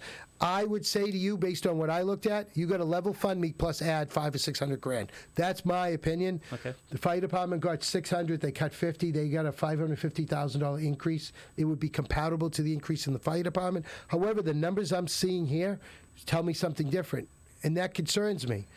But again, I'm not the one who produced the numbers. But somewhere between level funded and $500,000 or $600,000 would resolve this whole crisis. And I just can't give a final answer till I have a certified budget by the city. So when Captain Gallant makes the comments about Salem, about Lowell, and feeling that, I mean, it's subjective. That's hard. Like he says, I think we do a better job. I mean, is there tangible numbers that can be presented there in terms of we do a better job than X? So I think here's your tangibility. We don't count arrests, stops. All that counts for productivity, but it doesn't count for the effectiveness of what you do for your community. We're supposed to protect and serve, and I'm a believer of community policing, community outreach, neighborhood service bureau, call it whatever you want. We've had 85 different names. If you take this annual report and you go and check every report of every police department, you're going to find anywhere you're going to compare them to, nobody's doing all these things. That's where I say it is. And if you look at when people were having marches against police departments, people were protesting, what were they doing here? Bringing us painted rocks, bringing us food. The vigil we do every year, packed at St. Monica's, you can't even fill people in it. Yeah. Isn't that a sign of the acceptance of the quality of the work that the citizens believe they have in you? Since I went on a mission in 2010 to say it's no longer good to be as good as we were in 2006 before the crisis of 6 through 9. We have to be better. And I've worked diligently building the team and working with the people. And this ain't about me, this is about my people. I have the vision, they do the work. Any credibility we have belongs to the police officers and the civilians of the Methuen Police Department. I'm just lucky enough to be the face, and I have that privilege. I give them the vision that we want to do this, institute body cameras. I think we do it by meeting with the union and getting the people who hate it and working on it. But you know who implements it? You know who does the policies? The people, my people. Who goes out and engages the community? My people. I'm one person. How many people can I meet? The advantage of the social media is I reach hundreds of thousands of people sometimes on posts, where if I went around all day long, what could I talk to? 20 people? So, yes, it's the leveraging of the social media power is how I get the word out, but the work is done by the officers. I would challenge anyone to take that annual report, go to any community, pick a community, big and small, and compare their successes in technology, in social media, in school policing. The first police department ever, since I was the police chief, I brought this in, had a school officer in every school, then added a school sergeant, then added a school lieutenant. Nobody's doing this. The mere thing of the Hope Cruiser, putting the cruiser together for cancer awareness, breast cancer awareness, and getting out there. The things that we do to do community outreach, I challenge anybody, and I'll sit here with you, bring in anyone from anywhere who could show me another department who rivals what we've succeeded and how we've been nationally recognized. We've received numerous awards in the last few years on our social media, on our technology, on our law enforcement, and we received calls over what we do with law enforcement and autism awareness, so that we don't have to shoot a child that doesn't need to get shot or use force. We just went down and trained Connecticut State Police on autism awareness. We've trained it all over the country. Show me one department who created a program on training law enforcement interactions with individuals on the autism spectrum from newborns to 90-year-olds, and have had that asked to teach that nationally and then gone to teach that in other local area police departments. And that isn't to say, oh, God, we're the greatest. It's to say we truly believe in what we're doing. So the proof is in the pudding. Look what we've been successful. And by the way, we've made mistakes. And the first time we make a mistake, I'm big enough to stand up and say, we could have done that better. We're looking that again, because we learn more from our mistakes than we do from our success. The issue here, Chief, is that I could put a Lamborghini in my family's garage, and it'd be a better car than what I have now, but is that what I want to? Is that how much money I want to spend on it? Well, and that's a decision that has to be made. I agree. But when you brought up the comps, if you look at the base pays from what was showed to me, base pays are absolutely comped. They're compatible. You got to take on top of that. With the MOU, you're saying, like, with the Salem, MOU. Now we're comparable From to what Salem I've been and produced Lowell. with, and I didn't do it, what Yeah. I saw, base pay. And again, remember, here's the funny thing. When you're at city council, they say, give me the base pay increase for firefighters at DPW. But when it gets to police, they say, give us the total cost. They're not even doing apples and apples in the city of Methuen. And I still say, we had a conversation earlier, and I said this to a councilor today, I have asked for, and I'd love to see this, Monday night, the city should produce every person's name and their pay increase, not their dollars, percentage, from fiscal 18 to fiscal 19, every employee, schools, city, put them all on a piece of paper and let's look at them and we'd all let's love to ask see the that. questions. Yeah. Do you not think, what about comparability just inside the city of Methuen? Let's see those numbers. And people might not be happy with what they say my number is, but there's a reason for my number. There's been a significant amount of litigation that represented things that happened years ago that the city was found in federal court to have violated my civil rights. There's reasons why my percentages might have changed, but my percentage this year is not as large as people would think. It's because my contract took effect a year ago.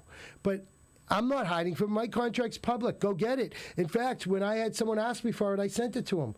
And somebody who's an antagonistic individually to me posts every once in a while copies of my contract. And you know what? It is what it is. Listen, we're all adults. Let's move forward and let's have legitimate conversations. But, Lou, if we can't talk honestly and agree to disagree without getting hostile, then we're not doing our job. And Captain Gallant made a great point, which was an education to me today that I'd like to find out more about if we were to look at the base pays over, say, the last 10 years and understand those increases in context and where we are. We might have a different perspective on what we're talking about. And, you know, I had that conversation with a counselor today, and what I always hear is this.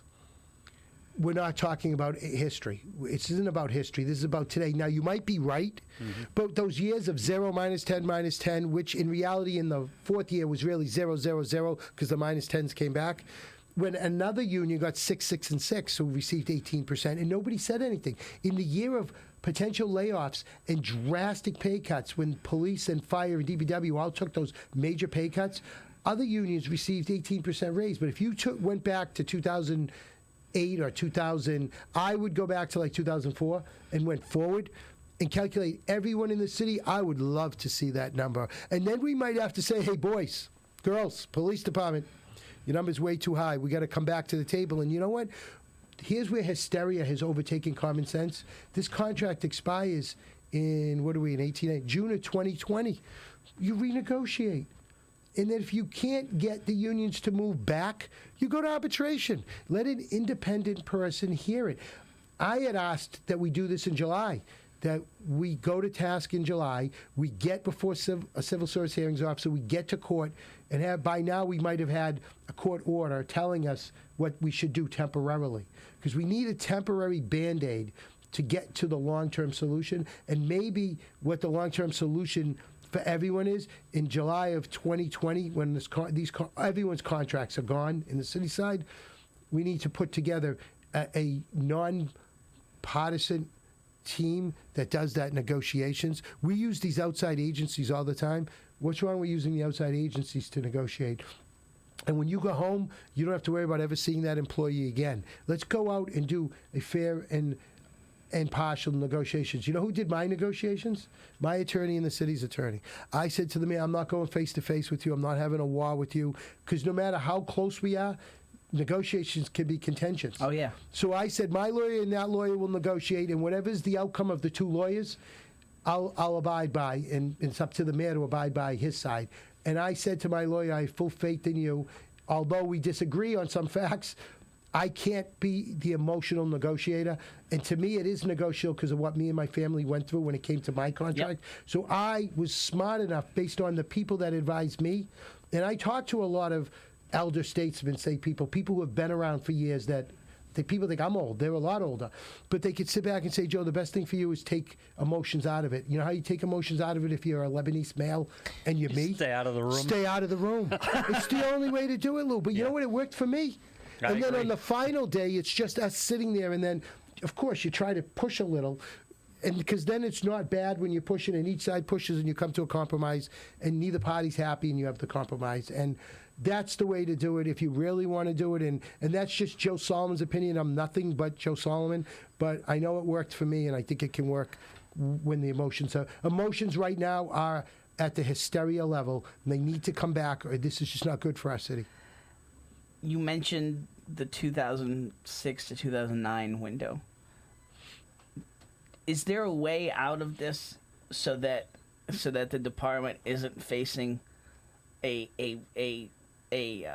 rollback of all the positives that have happened over the last few years? The way we got out of the 2006 through 9 was two different things. I had to come back and work under that current mayor for about 14 months. You have to be a professional, and you have to sit in the room regardless of your personal feelings and work together. And then there was a transition of mayors. We're not going to have a transition. It's the beginning of a term of a mayor. And I'm not saying we should. I'm just saying that helped. It's everybody standing up, being adults. Do what I just said. Take the hysteria out of it. And quite frankly, maybe it's time that even in the workshop, the city council and the union and the mayor's representative can all work together on a. You can have a subcommittee. The subcommittee is, let's look at the MOU. Can we do better?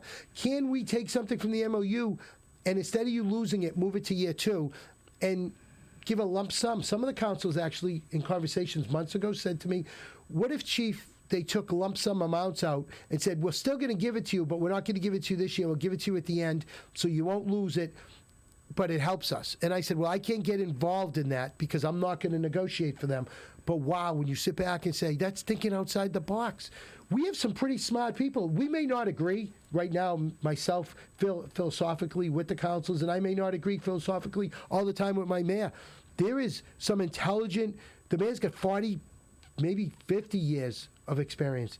I have 32 years of experience. Our city councilors combined together, add up all those years of experience. Our city attorney and our assistant city attorney, who we failed to call on these, they lived this in Lawrence. They lived massive layoffs in Lawrence and a reorganization. What a great question to Ann and Rick. How did you get out of that craziness in 1990, 92, 93 in Lawrence? How did you fix it? Why aren't we calling on people like this? We have the Collins Center. We have the Executive Office of Public Safety. We have the Attorney General's Office. We have all these resources around us. We have mayors that could come in and help. Why not call on all these? I'd be more than happy to step aside and let 2 or 3 chiefs come in from the mass major city chiefs who have departments equal size to me with equal manpower and say, you guys work on this. Let me step aside and just let me give the overview. I'm more than happy to bring that assistance in. If everybody wants to do this together, let's put a workshop together. Let's go to work. But this means committing 8-10 hours a day. Working together. No matter how you feel about, and again, I've made plenty of criticisms of the mayor over the past few months. Okay, no matter how I feel in terms of decisions, how I feel about the mayor, how I feel about the council, all parties concerned.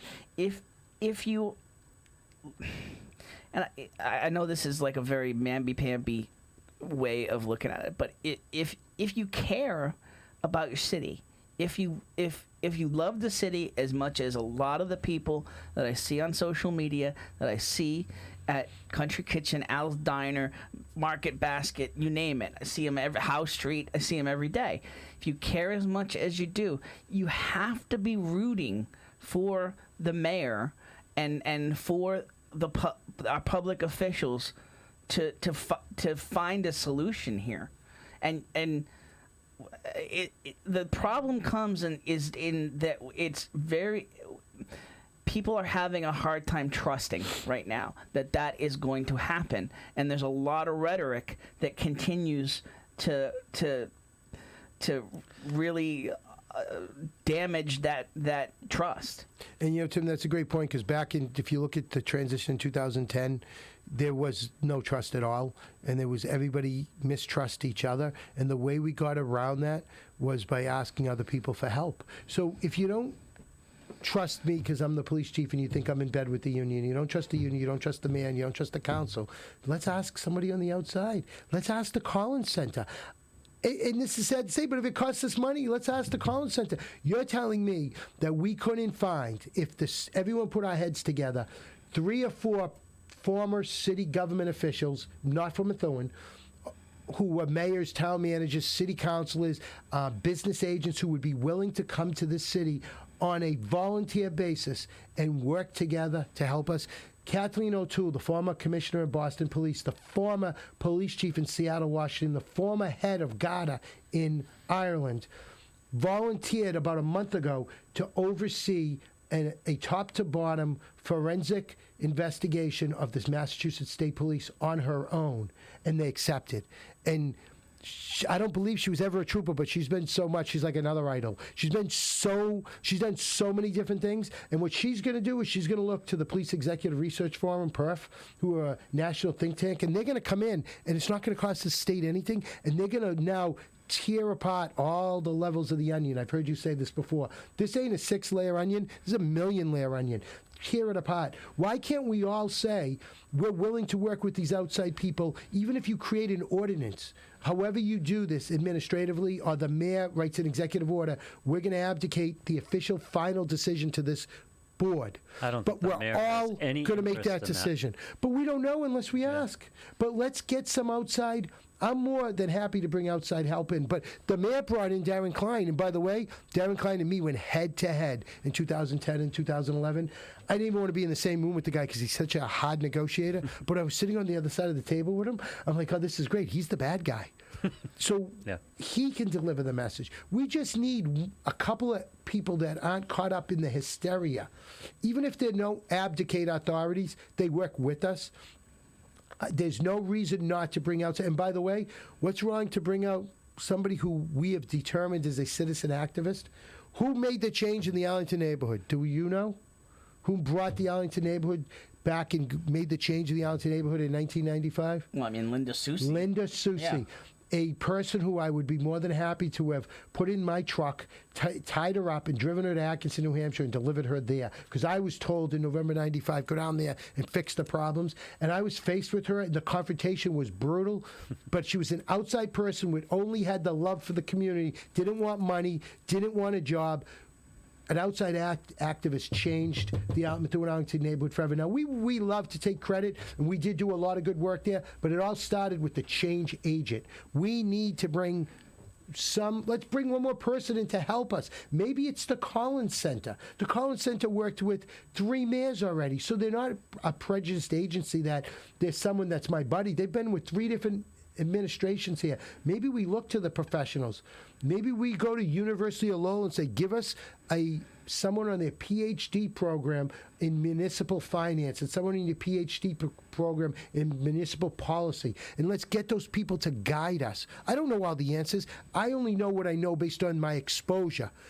I don't know that someone had a great answer that's way out here that I haven't had a chance to meet. Let's all come together and do this. I'm more than happy to do it. Even if it's an informal thing, we sit with someone and they guide us as leaders. They guide the council, me, and the mayor separately so we don't violate any laws. An outside agency, a group that has nothing in this fight, guide us on what we should look at. And maybe they say one thing and we say, oh my God. We don't know. It could be a simple fix. We're just obviously, the way we are now, it's not working. We need to either come together or we need somebody on the outside to give us some guidance. I'm more than happy to do it. You tell me when and where, and we're going to do this. We need to end this. I don't think we're coming up on the Facebook limit, but it's getting a little expensive. In terms of, hold off on the music just for 1 second, Lou. In terms of the same thing I said to Captain Gallant. I appreciate you coming in today.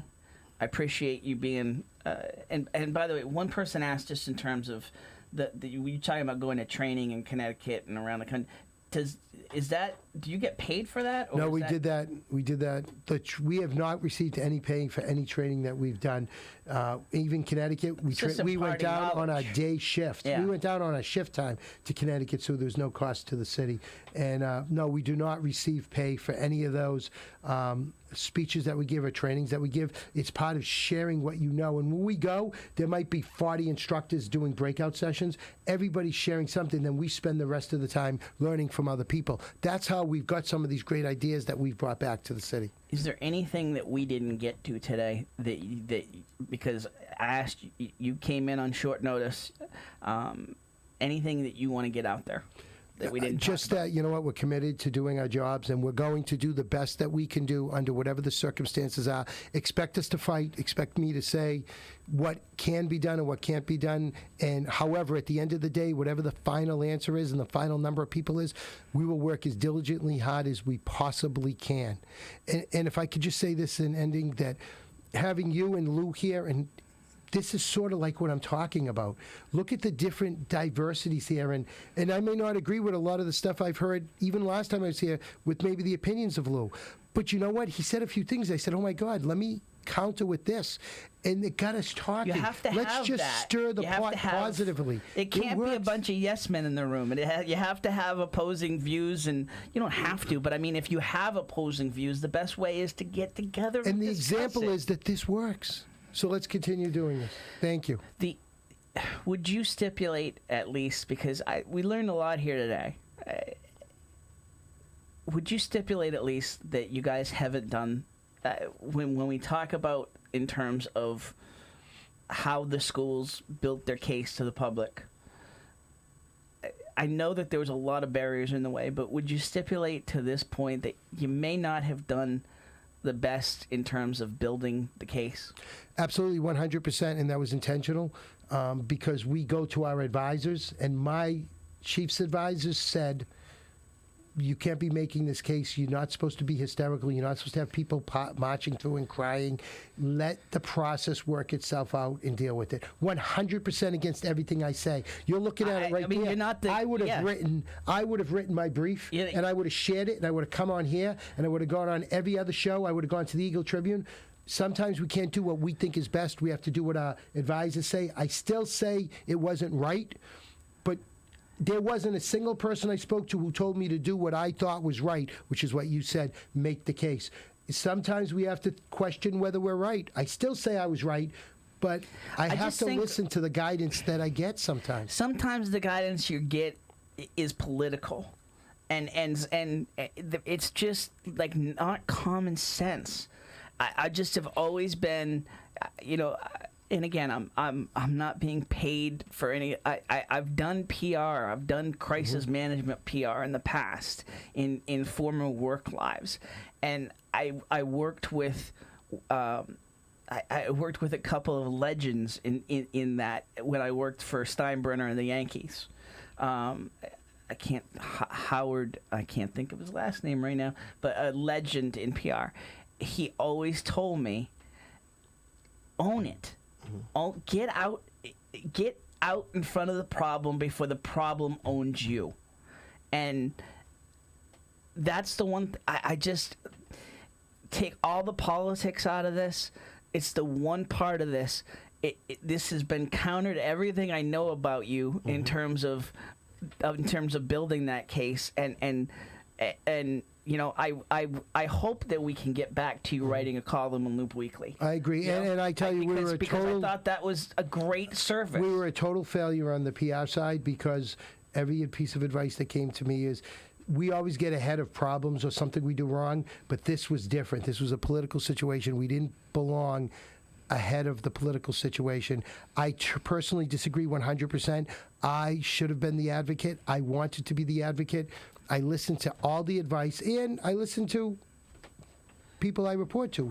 And they weren't wrong. They weren't. It was a different way of doing it. It was just not Joe Solomon. That's all I can say. It was a different way of looking at it in terms of how to face the problem. And unfortunately, we're here where we are, and we appreciate both of you allowing us to come here today, and we hope to do this again. Thank you so much for having us. Right back at you. All right. Now the music, Lou. Now the music. Absolutely.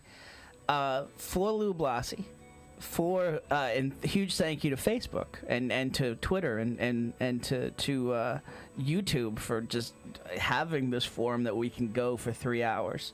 And Stephanie, I will pay. If you want to hear more of this, I'll say it one more time. If you want to hear more of this, listen. This is supposed to be a 1 hour show. We go 3 hours because it needs to be 3 hours. Okay, but the sponsors keep this show going alive. So if you want to be part of that, if you want to be part of Looped In Live, very active audience here. Call me, 978-683-8800, tim@loopweekly.com. And we're going to keep having these discussions. And we'll cover Monday night's city council meeting, hoping that cooler heads prevail there. For Lou Blassie, for the chief, Joseph Solomon, Captain Greg Gallant, Tim Wood, thank you for all the comments, for watching today. We'll be back at you next week, Thursday. Watch this on demand all throughout the week, and we'll be back with you next week on Looped In Live, presented by Methuen Family Healthcare.